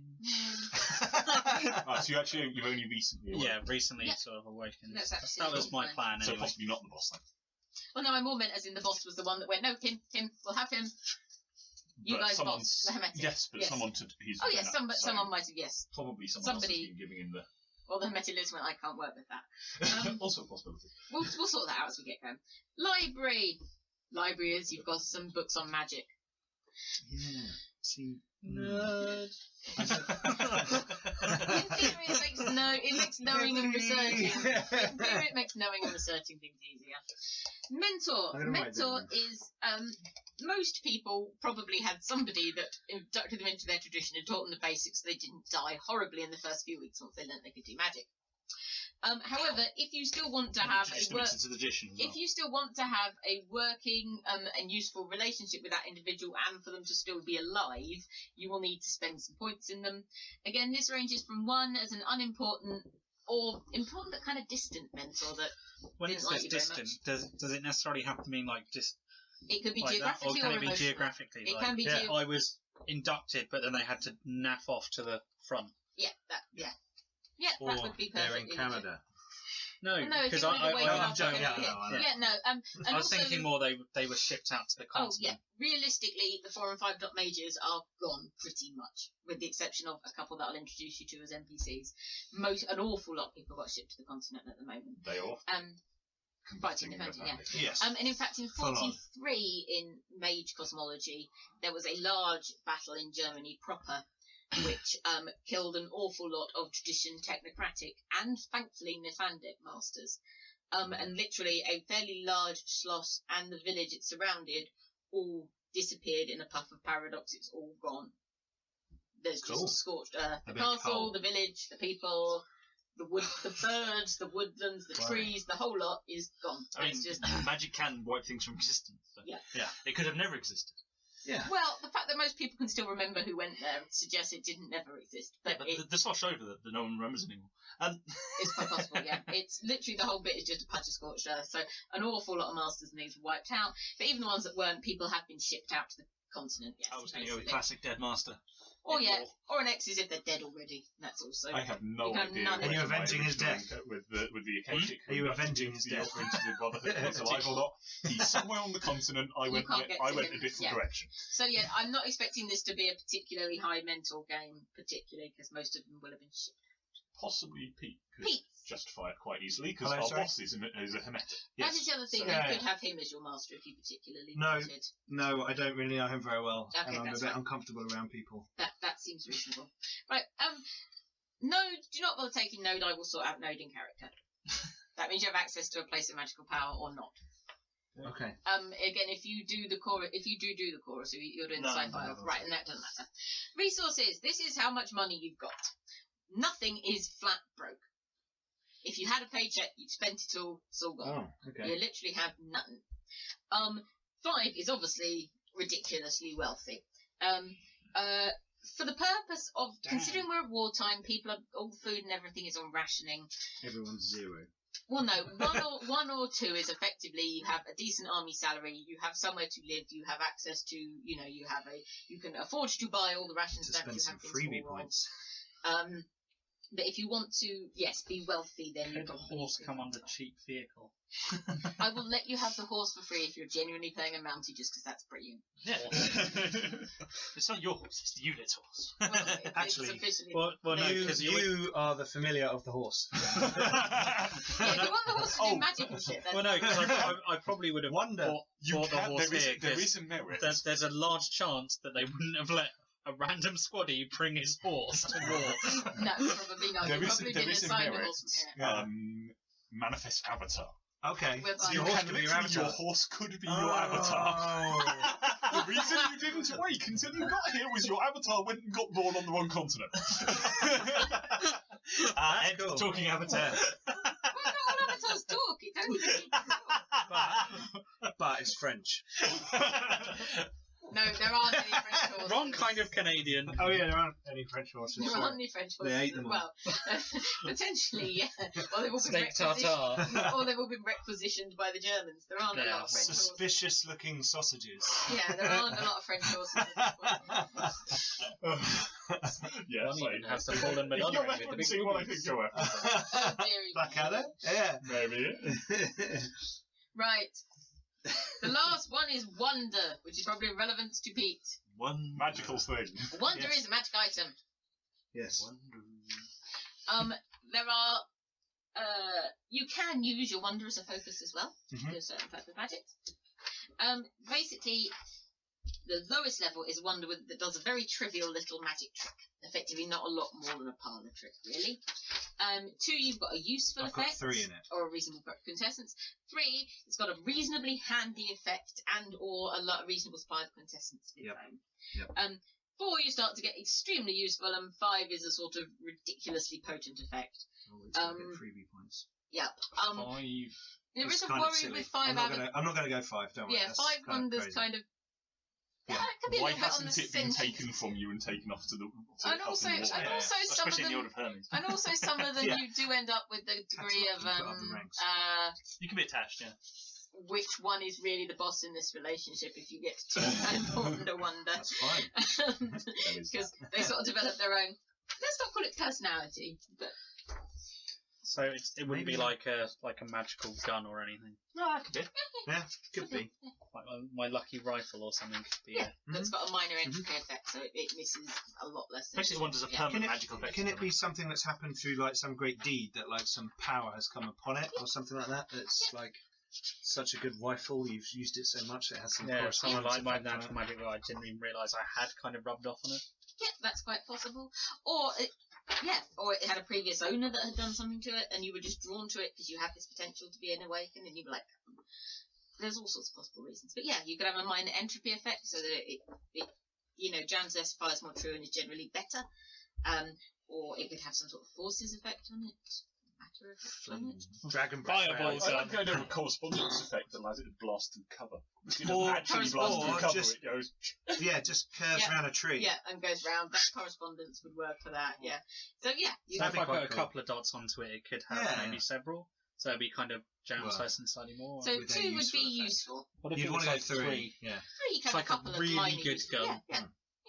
It doesn't do anything outside the realms of guns. So the other downside is having a super, super, super magical, sparkly, wonderful wonder is sometimes they fall over from paradox as well. Yeah, But I they kind of think attract just- other No, I people. wasn't as well. thinking But I like think just a 4 or good 5 gun is star good. wonder. Yeah. No.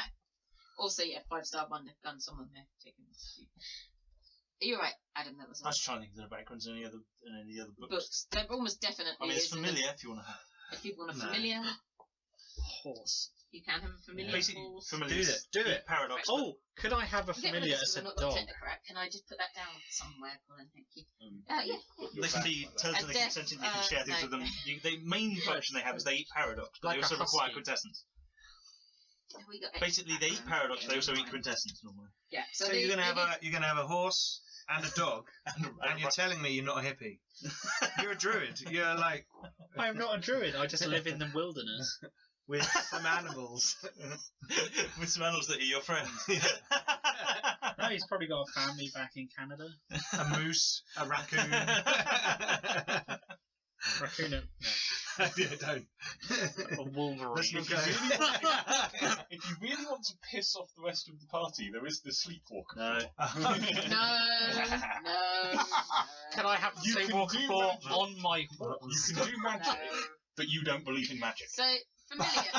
Brilliant. No. That sounds cool. That No, the sounds cool. Sleepwalker floor actually Hello. is from an older It's all version just and has not been updated into the newer version because it was a terrible idea. The main thing is that it just means that most of the mages are like, right, okay, we want to do some magic, so Okay. Go away. Go away.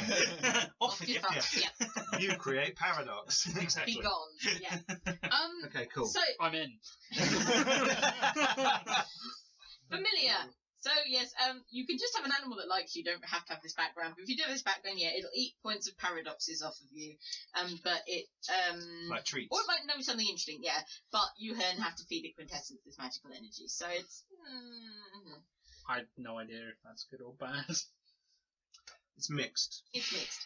And So you it can has just a have a good dog that function really for you, but you likes have you to and you get can power talk for to it. and communicate with because you have quite a lot of life and it'll be fine. What's that, boy? There's something stuck down a well. So, Why not? Avatar. The Well, other no, sorry, Familiar. familiar. Only other thing in here is Sanctum, which again is not that relevant at this point in time. No, I thought about it, but I've already got too many backgrounds on You'll that. be moving So, on. how Yeah. many points would I need in my familiar to have a dog? You can have a dog for any points at all. It's just how good it is at eating paradox Or knowing stuff. or knowing stuff. Like If you want a dog to be super useful, you probably want sort of 2 or 3 in it. You could just Go have a dog. Go 3. Go 3. You could just have a dog. like a 3 and a really amazing dog. Mm. I mean, the thing is, if it's familiar, can it just be like shot and killed? Unless you cast life magic on it to make it better and more do it easy.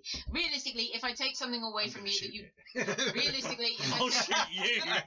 Realistically, if I take something away from you you've bought with background points, I will normally either give you something equivalent We get back, like a... because it isn't fair to kill people's background points. And I'd So be I super turn my- surprised If somebody... the dog is able to be killed. Sam's not going to kill your dog. I'm not going to kill the dog. You Yeah, lot, but I might. potentially you lot, yeah. I not would the so dog. murder you. If nothing else survives, the dog will. Have you ever wondered what a Lee Enfield does to the human skull? You'll find out. That sounds entirely reasonable.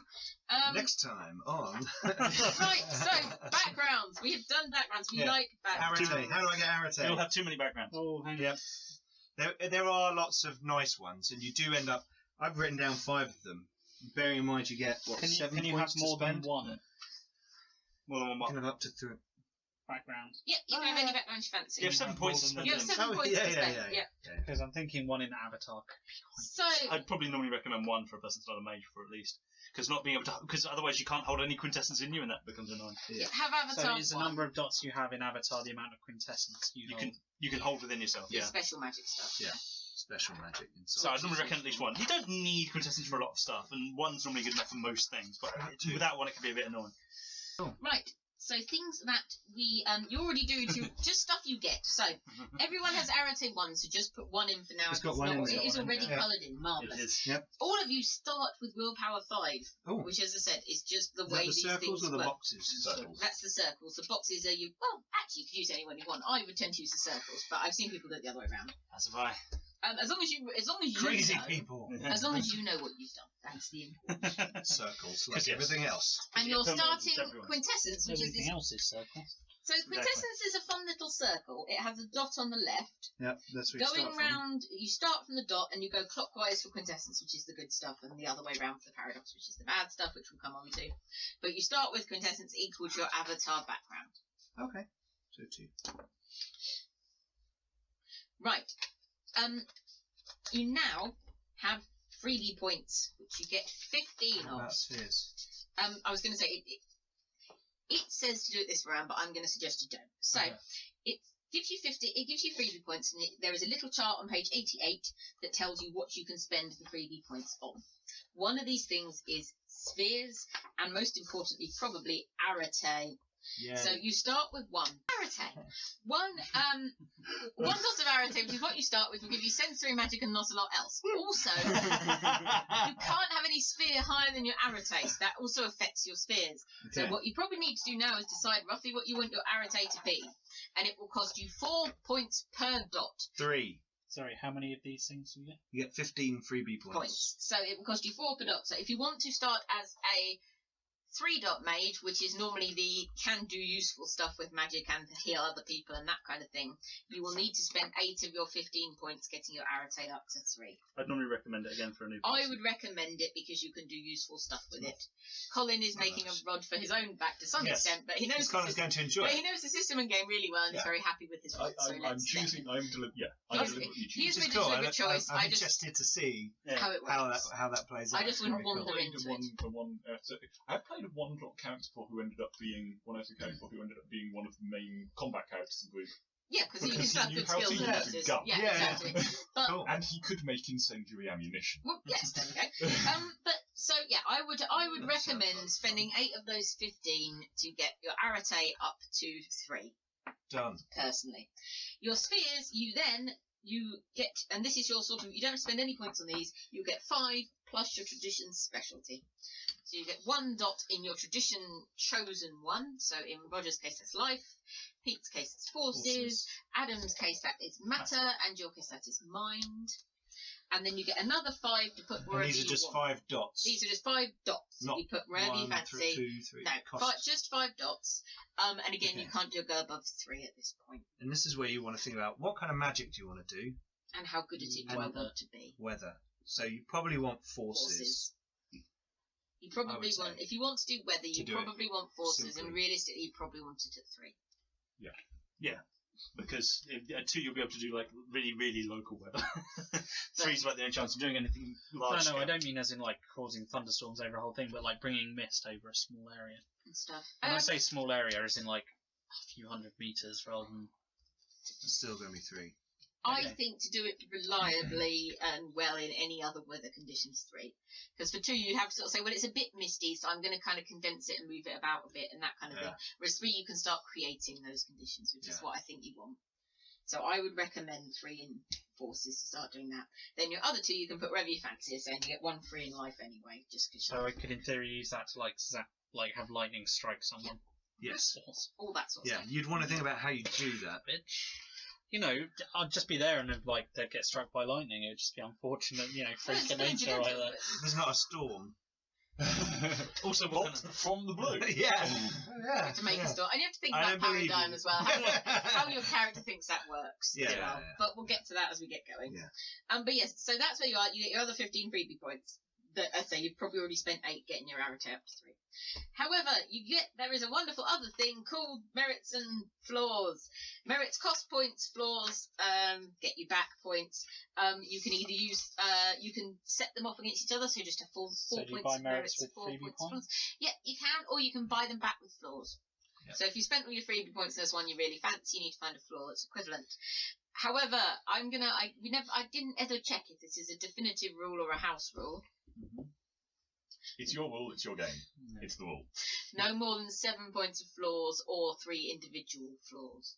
That sounds like a good house rule. I think it's I think it's actually a book 7 rule. is the standard one. Yeah. Okay. So 3 7 separate or ones. and no more than 3 individual cool. ones. Because So you can't take 7 1.1 1 flaws. Yeah. no, because also White Wolf has a couple of horrific ones that you could literally end up with. Dark fate. Yeah, or like paraplegic. For the merits and that flaws. could- Blind. At the back. Death. Blind set. Yeah, No, blind, that's a blind, lot. deaf, That's still a lot. paraplegic with Yeah. a So we don't do any of that stuff. We do 287. up to 7 or no more than 3 individual flaws. Do you want to discuss what I have bought for the sake of recording? Because we did it while they were out. That's true. Why didn't you talk about the thing you bought? Cool. There is also additional merits and flaws in this book if people wanted to look through a more comprehensive list as Have well. a look at that, actually, because I was thinking of it. So I've got Manifest Avatar, which means my avatar turns up and talks to me. No one else can see it, but I will literally have it. I'm literally able to have a conversation with my avatar. Cool. This kind of fits in with my character concept because essentially the reason he didn't come back at Dunkirk was he woke at Dunkirk and his avatar said, "By the way, you need to go that way." Okay. I've also taken a flaw that somewhat offsets the cost of that merit and deliberately and directly does, which is Gears, which is basically it's a condition which if you violate it, you lose the benefit of the merit. Essentially, if I don't do what my avatar says, it gets huffy and goes off in a strop Okay. Cool. Doesn't Cool. manifest have mean you could like punch you and stuff as well? Up to a point. I think it needs certain things to actually manifest and slap you around. Yes. Normally, but it can, just be standing there yelling abuse at me while I'm trying to have a conversation with someone. Yeah. If I've pissed it off, If it's pissed off. A pissed off avatar is not to be underestimated. I'm not intending to piss. So yes, and I told you, the freebie points cost chart is knocking about this place somewhere. 80 something. It's on the sheet. 80 something.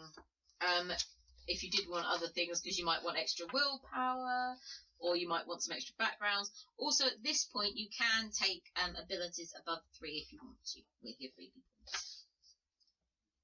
If you wanted, really brilliant medicine or abilities. firearms. Yeah, So I'm you going can to take the abilities above 3. floor lane. So that. Yep, that makes sense. So there is a slightly more comprehensive list in a book Colin's looking through. Yeah. No, that's fine. That's fine. It's 3 points. Mute, I think. No. That's good for a podcast, isn't it? Yes, no, there will not be a mute character. You can still discuss what your You're character's doing. doing. You don't have to and be this silent isn't- yourself. exactly, this I want to isn't- take it seriously. Could you, This Adam, take the floor? Yeah, I was going to say, this isn't going to solve the problem of equalising out sound involving Adam. Yeah. So It's alright, we'll run it for an EQ it'll afterwards. be fine. We'll just. I think the stock plan is the way to go. In his mouth or on the Well, microphone? It's your sound recording. I wouldn't care to. That's it. Okay, cool. Charles, 1 to 3 point floor. Yes, you can literally be a kid. Yeah. Can we not have a child character? No. I'm going to say 3-point floor in child. No. Kind of undermines 6-year-old the Canadian mountain. man. Yeah. Taking the 3-point Look, Mary, we start- poke you in the eye with a pencil. We start young. You start young. Yes, we're Is not. anyone doing time magic? Well, nothing. I was Nothing thinking is about having at your some. level of actually being Oh able yeah, to do you're anything. going to have one in everything. I'm gonna have one. So You've basically, got 6 my ones. intention, my concept for my character, I've got 7 ones because I spent some freebies. There you go. My intention for my character is basically that his avatar is directing him to learn the basics of everything before he's going to be allowed to get air. Before his avatar will allow him to go go further. T2. Okay, cool. So that one's. And then when you get to 2, you're going to have to learn 2 of everything. I'm hoping not. I was thinking of Because that'll take a Like- very long By time. the way, you're like, I'm hoping not. Well, That's gonna once take you one. create it, the Yeah, manifest I was avatar gonna is worry then if anyone mine. was So gonna take actually, Everyone's going to take 3 in time. I think maybe So take it was haunted as okay. well. Hmm? Haunted as well. haunted is quite good as well for So getting it's a something that 3-point just floor. abuses you randomly. This also does. Yes, White Wolf contains a few slightly Okay, notorious flaws. Yeah, so there is an additional one here. We have wonderful things with addiction, flashbacks. I'm going to take eidetic memory. Eidetic memory is a good one. We like Flashbacks could be an interesting one to do, Flashbacks, actually, if you wanted. possibly. Oh, yes. 3 points for all. So you face flashbacks in high pressure situations or circumstances similar to the event. Okay. So, you know, Doesn't when the have two to of be- when When the there's a two of whiz us, bang going on, when people are getting shot, you Yeah. know, yeah, I might maybe sort of go, flip out and- Also, there's bombs dropping, which is yeah, Yeah. that too. a thing that's happening at the minute. Was it really in battle, though? It doesn't have to be. Maybe he says he got hurt in the war, So the flashback doesn't have but to really he be. shot himself in the foot. To get out, yeah. Maybe. But, See, but possibly you could have flashbacks of Oh, the just- things that Yeah, drove you to absolutely. do that. Drove him to do that, So the absolutely. flashbacks do not have So to maybe be more about that. combat orientated. It specifically says Sure. my great granddad got shot in the back of the knee in the First World War. And apparently maintained through his entire life that he had been shot by a French bloke because he was not running away. So there was no way he could have been shot in the back of the knee by the Germans because he weren't running. It must have been a French bloke. Nice. Blimey. Right. Okay. He was Scots Guards. They're a bit insane. To a greater or lesser extent. Which regiment? I don't know. There's several Scotch Guards. Yeah. I'm just. I genuinely don't know. No, I was asking Roger. My mum knows. So I don't know. We've got a load of World War II miniatures as well, haven't you? Just in case I we do. ever need something with like. I do have a lot. World War II miniatures. Oh. Although only airborne. I've got some. an airborne. I've got some army. here, and some late war. I have some Africa Corps. Do you? Okay. Yeah, deaf blind. Well, I do have some quite cool buildings in here. I do as well. I've got blasted buildings. Cool. Which I used in Flint and Steel in episode 4, Brothers in Arms. Do you remember that one? I did. Available on the YouTube channel. Indeed. Go check it out. Okay. That's me stuck here. I'm I need debating to- whether to be a mind mage or a time mage. You sound like you should be an entropy mage. Yeah. Yeah. As you said, playing the stock market. Geezer. That's true. That is true. Yeah, but you. My last mage was an entropy mage. But also, I think Entropy 1 is probably far and away the most. Well, it's one of the most useful one-dot spheres is Entropy. Yeah. But being I able have to tell Entropy when 1. something looks lucky, it means you can look Yep. down a horse race and go, that one looks good. I have entropy 1 for figuring out where to put the explosives Yes, to take and out also that bridge. figure out where to put the explosives at. So when should I light the fuse Can you so buy that, extra so spheres that the with train points? with those Yeah, Nefandi you in is in can. the There is a possible right on place the to... chart, whatever the chart was. We think the chart to be on 88. Spheres are 7 points per dot, though, so they are quite expensive. But you can Yeah. offset them with floors again if you would like to. Generally encouraged them. Yeah, Spheres are very expensive to begin with, but they're also very expensive in game, so Sorry, I so- wanted to have at least 7, so I'm not too far off. I say, if anyone wants the extended list, do feel free. Okay. Extended list? What do I like an extended No, list? I don't want Extended list. Of Merits and flaws, flaws, yeah, it's a I longer don't one want to as get well. too lost in because it's of course. no, but it's a useful thing if Oh, you're absolutely. struggling with a character Yeah, build yeah, and yeah. you want to do something No, else. I think. Or if I've you've got a cool character quirk idea and you want to work out what merit or flaw it fits in, that also works as well. So, which is roughly how it is with Which your is roughly where I manifest went with the avatar, manifest avatar. I was like, that's the one I wanted. Yeah. So, Okay. well, people can have a look and a think. The only other points to bear in mind are the only things we've left over is natures and demeanours, which we spoke about before. Again, Yep. there's a list on 87 to 88 with the sort of brief descriptor of them, or they're covered in more detail later on. It's perfectly fine at this point, I think, to have a think about it now and then have a think about the character in the coming days. Yeah, and sure. have a think and decide what the natures and demeanours are between now and our next session. Mhm. Because sometimes once you start to get your head around them, you want slightly different things. Yeah. I'm starting to jot down some thoughts on my, Yeah. on my bits. That is the other thing. If things like contacts or allies or other useful things you've got in your background or just personal history you wish to send me details of, then I will do stuff with them. Cool. Generally speaking, I try to use player backgrounds, for which I mean the things you write, not the skills, not the points on the sheet, as much as I possibly can. So if you write me lots of stuff, I will try my very bestest to use it, and because I think it would get a far nicer game if everyone is all invested in it, and that works well if you find things the characters love and hate. Cool. Use it against us. Sorry. Well, no one took Dark Fate, did they? That was the GM in me talking. Yes. So no one took Dark Fate, so, you know. Yeah. No. You could take Dark Fate, that probably means you're going to die during the Chronicle. You love Dark Fate. It's classic. Or fool, and become an Athandian, not a player character. But either way, something dreadful is going to happen to you during the game.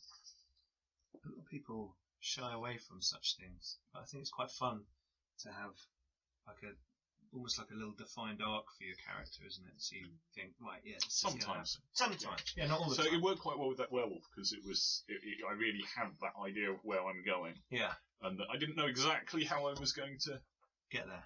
what was going to happen, but I knew that was going to be some major part in this thing, Yeah. and yeah, it was cool. Yeah, It was yeah. actually really, really nice. And the way the guy, not guy, I don't know what I said, guy, woman, female. But yeah, the way she described the end was quite nice because she's like, because it was kind of written in that character was going to die. Yeah.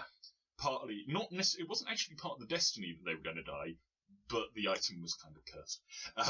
Right. It was the thing of you will die when the person now carrying this will die. Yeah. But the people fighting under it will win. Okay, cool. Yeah. It was that kind of thing, Yeah. and yeah, she did a very nice description of the end of it, and of course being werewolf, all spirity and stuff. Literally, Valkyries coming down to take you off to get the Oh, fingers. cool. Okay, cool. So yeah, That's that cool. was fun. So the other things to consider at this point, but again, you don't have to decide if we can do this next time, are essences and resonance traits. Wonderful mage mechanic stuff again. So essences mean your avatar. All avatars have one of four sort of natures about themselves, if you like. Okay. So you can either be dynamic, which means your avatar is obsessed with change and forcing change and growth on a situation. You can have pattern, which means your avatar would quite like to maintain the status quo. Very common in the technocracy, but not exclusively common in the technocracy. They're sort of very moments of very sort of crystal clear, sort of rational thought if you have a pattern avatar. Mm-hmm. Primordial is your avatar is very, very well, probably one of the least human ones to comprehend, but it's very much still part of the sort of roiling essences of creation. Right. It's a either very new or It's a very bit old wild. spirit creature. Yes, it is still very fresh, as it were. Okay. Or very ancient. Or very Yeah, ancient, that's true, yeah. and has just regressed to that point.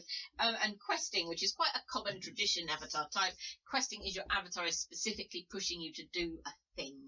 It has a destiny it's trying to get to, and you will be pushed I and was pushed thinking of to get pattern, but maybe question.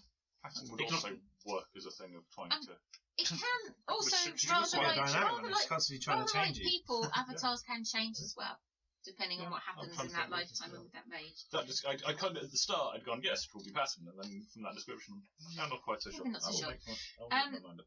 And resonance, which lives on the bottom right-hand side of your character sheet.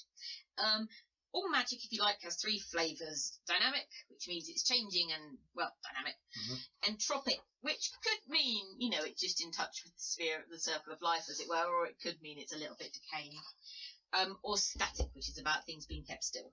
At the moment, you guys don't probably have resonance traits to start with, but the suggestion is that you will, if you like, if you know a mage really well, and you're another mage, sometimes you can tell if your friend did a certain spell or effect, because the magic has a kind of flavour. Okay. So what it's quite useful to think of is think of one of those sort of things and think of a word that describes your flavour. So if you had a very firebally hermetic mage, you could say, right, I want dynamic, and I'm going to go with fiery as my description as to the flavour of my magic, if you like. Or you could go with entropic and say, I'm going to go with regretful as a sort of flavour that people get off your magic. Okay. So again, that might be something more to think about as we go through the characters. I think you start with one dot in one. I think you start with a dot in resonance, but I'll double check that. But and actually, if you just come up with a really good flavour for all 3 of them and have a theme, feel free to fill in all 3 of them now if you would like to, because all mages are kind of made up of different bits. That's how they go together. Oh, that's interesting. But yeah, it's a flavour, and it does mean to say if you are very familiar with someone, you'll get an idea about their resonance, and you'll almost be able to sort of pick out somebody else has done something. Yeah. Signature, if you like. Okay. Cool. Still trying to figure out my spheres. But at that point, you'll be pleased to know we've made characters. Well, nearly. Yeah. Or at least I have talked about everything I need to talk about related to making the characters. Yes, now it's our own problem. Yes. Interesting. Roger, what are you looking at? I want to decide what flaws and merits in my character. Psychological. Sadism. Very sadistic, aren't it? No, I'm thinking shy because he's not used to being around a lot of people. That's quite possible. He's from a small community, so although he was a Mountie, he knew everyone. Yeah, whereas London... So now he's in a weird foreign place with loads of people. And situations where people are all being crushed in together as well and things like that during the... and with these big thinking maybe a mild phobia of crowds. For the same reason. That would be Again, he's just not used to that many people being around. No. And I mean, I know we were joking, there's no cities in Canada. Have at least but one by anyone's standard, London in the 40s is a big city. Well, yeah, I mean, even... probably. I mean, yes, Canada does have big cities, but he's not from one. He's not from one, he's not really been in one, except on his way out, potentially. Yeah, he went through one to get on a troop ship to head to Britain, but beyond that... He's not done anything else, no. So that's a really good idea, I think. Yeah, so I'm going to go with those. So where do I put... They're normally there's a whole section of them on the back. There are things like rotes and stuff we can get into, but let's see how we get on. Likewise, if anyone's taken any wonders and stuff and wants me to have any to create any aspects of them without telling them, then let me know, because that's also quite fun. I do have a 1-point wonder. I was thinking of my lucky gun. I have a 3-point wonder, and I haven't decided what it is yet. So you're wondering what you're wondering. My 2-point familiar is my doggy. Yep, doggy, that is absolutely fine. You can have a doggy. Doggy. I was thinking husky type, proper Canadian dog. Yeah. Which, like as in I due said, south. Yeah. Apart from it's not a wolf, it's literally a husky. It's a dog. Yeah. As Adam correctly points out, not a wolf. Dogs are wolves, but wolves aren't dogs. I'm very soft-hearted about animals and games. The dog will survive. Again, I make no promises for you guys. We will all die. You may all die. The dog will survive. The dog will be fine. A familiar doesn't like you more in one draw. If you're mean to it. Can a familiar survive without the person it's familiar to? Yeah, it just needs quintessence from somebody. It'll just find someone else to try to nick, or it'll stop being a familiar. I mean, they're bonded to the mage. It's not like a bull where they died. Yeah. No, your dog will not go anywhere as long as you're nice to it. It turns out some familiars actually will die if they don't get quintessence. That's true, particularly ones that kind of shouldn't exist. Yes. Because, some people probably did end up with a dodo or something like that. Or Biddy Biddy with my robot friend, yes. Or, yes, tiny little robot friends that, need quintessence or they'll stop existing. But a dog will probably get by, I think. I was going to say, I've got... There's a lot of things. A lot of very concentrated faces staring down. I'm starting to come up with an idea that I quite like behind behind the character, but it would. I can't remember. I will write it down for you, Sam. Yes, email me or something, and I will try and use it. Maybe we could put character backgrounds like on the Facebook page we could do as a Patreon forum or things, or wherever you'd like to put them. Reward. That kind of thing. We could share those. Yeah. Could I have an intolerance of fascism? So if I come across like a black shirt or something, I really don't like them. Yes, that would be excellent to do I that. don't think any of them like them. Any of us like them. Well, no, We're playing fascist, There's a difference between fascists. There's a different. Yeah. And No, I know. No, you completely Well, can. most of these black shirts are obviously the fascist. You completely can, partially because, as I may as well explain, I have various NPCs that I've written, some of which I've changed depending on what you guys decide on. But one of the ones I've very clearly written is Nakashi ex-black shirt, who was involved with Mosley and the black shirts. So he has not been allowed to go off to war because no one trusts him. Damn right, he should be in prison. Well, to be fair, the main thing keeping him out of prison is that he's an Akashic brother and therefore potentially more dangerous in a prison than out of a prison. Alright, shoot him in the head. Please don't shoot the occasion. I might need to learn something. Shoot him in the head. Twice, just to be sure. Currently he hates everyone and everything. So. Okay, well, you know. So, Is your character's middle name Bagric? no. Anyway. Bagric hits things with an axe. Yes, typically. Oh yeah, sorry. You guys are going to be working for a hermetic. No, you guys are working for a hermetic who is a reasonably accomplished mage, but he is in a civil service desk job. If you talk to any of the sleepers that work for him and around him, they will say he was a war hero in the Great War, the First World War, and was terribly, terribly injured. And therefore cannot be sent on active service. What is it with hermetics and getting horribly injured and having to be sent back? Hey, don't worry. No, I'm alright. But yes, you'll be working for him. So he's got a civil service desk job. Due to issues. And I've written some other characters. So I'm intending on you lot mostly staying in London, which should be quite fun. You will be primarily working for Harry as a sort of supernatural troubleshooting type idea. If people want tie-ins with anything in their backgrounds related to other White Wolf lines, do feel free, because I'll probably at least have some of them knocking about. Ghosts are fine. The only thing is an awful lot of the werewolves predictably are fighting. That's the background. Because it's kind of the worm coming to get them. Well, that and the Get Fenris have kind of decided that the Get Fenris are kind of a bit odd. Sam. Yeah. Sorry, what does quintessence do as a background? Right, quintessence as It's a background. Yeah, I've got it written down as a background. Possibly avatar is what you should have had written down as a background. Okay, so I've got another point. It's a similar word, quintessence you put on the funny little wheel thing. Yeah. Quintessence is magical energy you are carrying within yourself, which makes it easier to do magic. Yes. It's a useful backup if you really, really want to pull something off. If you've got lots of prime, it's useful to have some of it, because and if you've got stuff prime, it's useful to keep some, because prime being about effectively the manipulation of quintessence quite often requires it in its doing. So how much is sphere? 7. Spheres are expensive. I suspect that might even be something to do with why the suggested limit of floors is 7, so enough to let you get a sphere. You can get 2 spheres. So if you take a full set of floors, and spend everything you've got on spheres, you can start with 1 and everything. Yes. Not that you've worked this out or anything. Not that I did that maths because I wanted to start with 1 and everything, but it turns out that no, I don't want to take 7 levels of floors and then not spend anything on anything else. No. So but I think I've got a mere 7. I think having 7 out of the 9 is probably a good. 7 out of the 9 so which is 3 have you not got? Just pure interest sake. 2. Which 2 have you not got?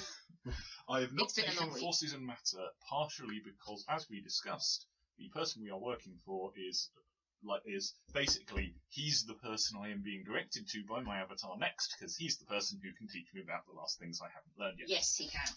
Cool. That's my intention. And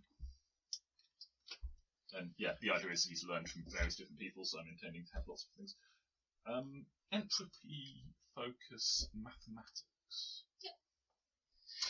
possibly learned that from a technocrat. Yeah. Having lots of willpower is big and clever, right? Yeah. Yep. Alright, I'll spend my last hit points in that. Yeah.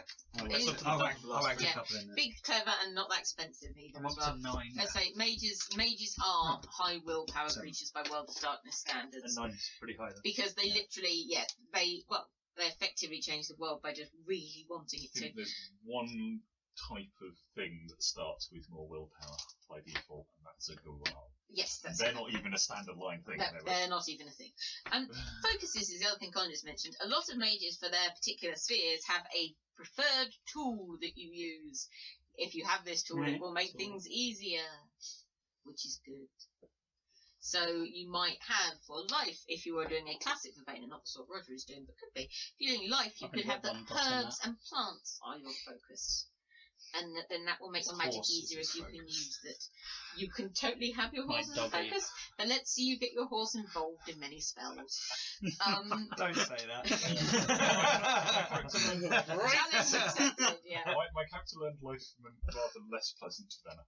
Okay, yeah, blood. Yeah, that's quite a classic one. Yeah. But things like mathematics or number sequencing. Yeah. These are probably things you can just sort of jot entropy. down somewhere. Yeah, maths and mathematics. entropy. Absolutely. The only other element we haven't really touched upon is I'm writing the next for the spells. or write them on the other. I admit there isn't a neat box for them. No. No, there isn't a neat box. I'm just writing them on the line next to the So what's this story? So focuses. So most magic. So we have a focus for each one. Yeah, you can most share mages them. do. You don't have to have a different focus for each thing. I'm probably going to spend a while picking a different focus for each one because my concept is that the characters learned from so many different sources that is ways of doing magic are a bit. Yeah, but you could have things like different herbs that your character thinks are certain plants or trees are involved in different types of magic, or you could have. For hermetic, one type of magic they might think you absolutely have to have, like burnt offerings, you have to physically like combust paper or something like that. Whereas another one they think you have to physically pour pure water on and that kind of thing. So it's all to do with how your character thinks their magic works, but it makes it easier if you've got them. If you've got them and can use them, it makes it easier. And making magic easier is essentially the metagame of Mage, because you are rolling very few dice. Yeah. So you are. That's my dice pool for using magic. Yes, you are rolling very few dice, and it can get quite hard. So basically, the metagame of Mage is how can I make magic easier for myself. The other meta mage game. What can you do with level 1 sphere? And what What can you get away with? How much can I blag? I have managed to create in a previous game a level 1 spirit rote that was vulgar. Because I'm using it on someone else. Yes, Someone else is now staring at the spirit world. Yeah, it's about the only way you can do it. Share you can do it with entropy by doing very, very improbable things. But at that point, you kind of need higher levels of entropy to affect the. Now you can spot really improbable, like points of breaking stuff. So you can break things you really shouldn't be able to break by noticing. I did because again I had a one Erite mage that recently. There are a few things you do. Counter magic you do, but that's normally not vulgar. No. But you can do counter magic, which is useful. I'll tell you the background for my guy, and hopefully you guys will realise that this is probably out of character knowledge. So he did in fact shoot himself to get out of the war. Yep. And at this moment, when he was being shipped back, he found the wonder that is yet to be fulfilled. But his goal now, he's become a fanatic because he feels that any war, any situation that could force rational men to wound themselves to escape from is like the most horrible thing in the world, and therefore he is now throwing himself back into it to try and bring that thing to an end, even though he's like in the past been a coward. He's now sort of flipping it around and trying to hunt this down. But obviously you guys don't know he shot himself. No, unless you've got a lot of mind, and he hasn't got a good willpower. I've got mind. One. There we go. Mind one. Mind one is quite useful. Yes, you defend your mind to some extent. Yeah. Time one means you always know what time it is, which is this. Excellent, I have that. Correspondence in Canada. Really solid and useful. It's alright, I can tell the difference. I can, adjust for the I've been tracking around Europe, being able to know where I definitely am. with time one. You know the time anywhere. To be fair, I probably just assume that I can tell from looking at the sun and that sort of thing. Yeah, that's. I didn't realise it was all, magic going it's 12:03. Yeah. I just thought I was really good with the sun, alright? Yeah. There is also bizarrely a merit in White Wolf that lets you know exactly what the time is as well, which is Well, that's more useful for like vampires. it is more where useful for vampires in the this. sun where is going to come sunset up is in fairly half an low. hour. Yeah. Okay. Or the classic base level of a really rare and powerful discipline for us in Vampire. Yes. However, the first level is always know what time. Yep. Pretty rare. Have to like dive into terrible places to learn it, and some total merits So, is I know. Level 3, stop Quintessence time. is the Level same 1, as know level what Avatar. time. It's almost amazing. Yes. Cool, so I've got 3. Yeah, quintessence, and yeah, you like the if you can use it any way you want, but the trick is I've got 3 dot familiar. friendly dog. Because I wanted a really cool dog. It will know useful things, it will eat paradox for you, and it will, it requires a little bit of quintessence. But we shall discuss in-character arrangements that have been made surrounding quintessence. Quintessence comes from nodes. Nodes are also what werewolves call cairns. This is the chief reason for conflict between werewolves and mages, because werewolves think these are sacred and you must keep them nicely, and mages think they're giant battery packs that you should go and dip your toe in and pull all the energy out of. That sounds like a good plan, let's do that. Yeah. It's Including not things- quite true. It's not quite true. Mages will conserve it, but they'll preserve it because it's a useful Yeah. resource. For And them. if you Yeah. drain it dry, then it's If you drain gone. it dry, Yeah. sometimes they don't Yeah. restart again. But at the moment, most of the werewolves are on the continent fighting Each other. each other, and also other ones as well. And there's probably some backspiral Excellent. dancers knocking about. They've left our battery alone. And we're doing a mage game, so the werewolf metaplot is subservient to us. Exactly. Werewolves are buggered off. But that does mean that they're still left some things in charge of their cairns. Mostly the young or the old, which actually in werewolf is not fantastic because both can be kind of bonkers. But realistically, you're mostly in a city. There isn't a major werewolf cairn in the sort of square miles, so you're probably all right. There's one slightly weird one off up towards King's Cross, but that's the only one. The rest of the time, nodes are controlled by mages. They are basically places where, for whatever reason, quintessence naturally bubbles up from the ground. The classic one would literally be a spring, but they can look like anything. And mages, control of them is control of nodes is a chief sort of cause of mage politics, falling out, arguments, potential inter-mage conflict and violence is who's got control of what node and when. But we shall you will probably be allowed use of one due to the war effort, which we should be explaining. Cool.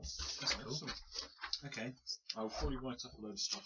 Yeah, by all means, write up stuff For for now, me. I'll probably just send it privately to Sam, and then we can Yeah. discuss what we want to And do. either Yeah, it's yeah, of course, approved it of or course. not approved it, No and then we worries. can put it on things. Do we want to go around and just give a quick overview, a little bit of the characters? Who everyone so is. everyone's got Yeah. an idea? That sounds a good plan. So, yeah, my character is Captain Rufus William Foxmare. This is possibly the first time I ever created a character where the first thing I wrote down was the name. He is a infantry captain in British Army, or he was. He, at Dunkirk, under fire, he awoke, didn't go on board the ships, helped basically defend and buy people time, and then his avatar said, "And now you're going this way." He has an avatar that's rather keen to talk to him a lot. He has spent the last 4 years wandering around Europe, learning from various different Magi, and possibly technocrats, doing guerrilla, basically getting engaged in guerrilla warfare against the Germans. He has recently gotten a boat back to England because his avatar said it's time to go back to England. And I'm not sure quite whether he's going to have got an actual invitation from our boss, or whether he's just going to turn up because he's been talking to people and been told, yes, this is a person you should go and talk to when you get back to London. We shall see what we decide. Yes. I think I'm going to call him Abraham Cohen. Unless that's someone. Yeah. I sometimes pick these names and then they turn out to be a famous person I've just forgotten. Anyway, he was the sort of apprentice student at the beginning of the war of like one of the more big and powerful Sons of Ether kind of person that was one of the proponents of not having left the technocracy, which is something, again, the Sons of Ether did 50 years or so ago, and, well, 40 years ago, when there was a big argument. But mainly because they thought the technocracy were going the wrong way, but being part of them, they could kind of steer them better as opposed to just sort of leaving in the strop, as they kind of did. And so, yeah, he was kind of, he was more or less, he was still kind of, even though he's level 3 Auto, which I think is an adept, so he's actually quite powerful as a mage, but he had this sort of big, powerful master, so he was still kind of apprentice and doing his own thing and just kind of, mostly just sort of working to help with the war effort and that kind of stuff, but in sort of minor engineering, he kind of, like, probably weapons design, but before that he was doing engineering kind of stuff beforehand. But his real passion is sort of writing, but it's kind of other side. It's not important right now. But then his master sort of died in this big battle last year, and so he's just been kind of wandering around not doing anything. But his master was also one of the people that actually was one of these main sort of, because he still had friends in the technocracy, still not officially, but he still knew people had friends, that kind of thing. He still talked back and forth. He was one of the people that organised the sort of the sort of conglomeration, the sort of alliance that the current is against the Bandits. And so he's sort of seen as one of the people that still sort of the main proponents of this sort of alliance, and one of the people who talked to him only because his master was, and now his master's gone and dead in that big fight. So it's not really something he did, but it's something he's seen as sort of the main part of. So very important master, very dead. Yeah, that's right. Yep, that's fine. Okay, the character is called Ron Mcdougal. He's a Canadian member of he's part of the Royal Canadian Mounted Police, back in a small rural community in Canada. He joined up to the army to do his bit for the Empire. Felt it was his duty to help. He was shipped over on a troop ship to the UK in early 1944 in preparation for the invasion. He was going to be assigned to a commando unit to go into Norway, as his experience in mountaineering and being in those sorts of environments would have been very useful. However, as he was getting ready for his assignments, he was spotted by someone who went, he looks like he's got something a bit special about him, in a magic-y kind of way, and nabbed, and pulled out of that, and was hurriedly taught what he could be taught before said mentor had to go off and fight on the continent and do their bit for the war. So he hasn't had time to finish his magic-y training, and is stuck in Blighty, trying to help out where he can with his lack of experience at the magical side of things, but as an ex-member of the Royal Canadian Mounted Police and a soldier, he could still be useful. So he's mainly a kind of physical kind of guy, because that's the lifestyle he led. Not the best in social situations because of where he was from. He's quite shy, doesn't like large crowds, and is very intolerant of fascism, as he sees it to be the enemy of peace. Cool. I'm playing Jeremy Cran Thorn, who works at the Treasury.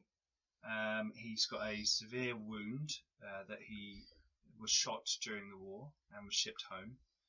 I'm tempted to say that the wonder he has is the bullet that he was shot with, but I'm not sure about that and whether that works. So he's been working at the Treasury looking into fraud, counterfeiting and money laundering. He's an expert investigator into financial irregularities.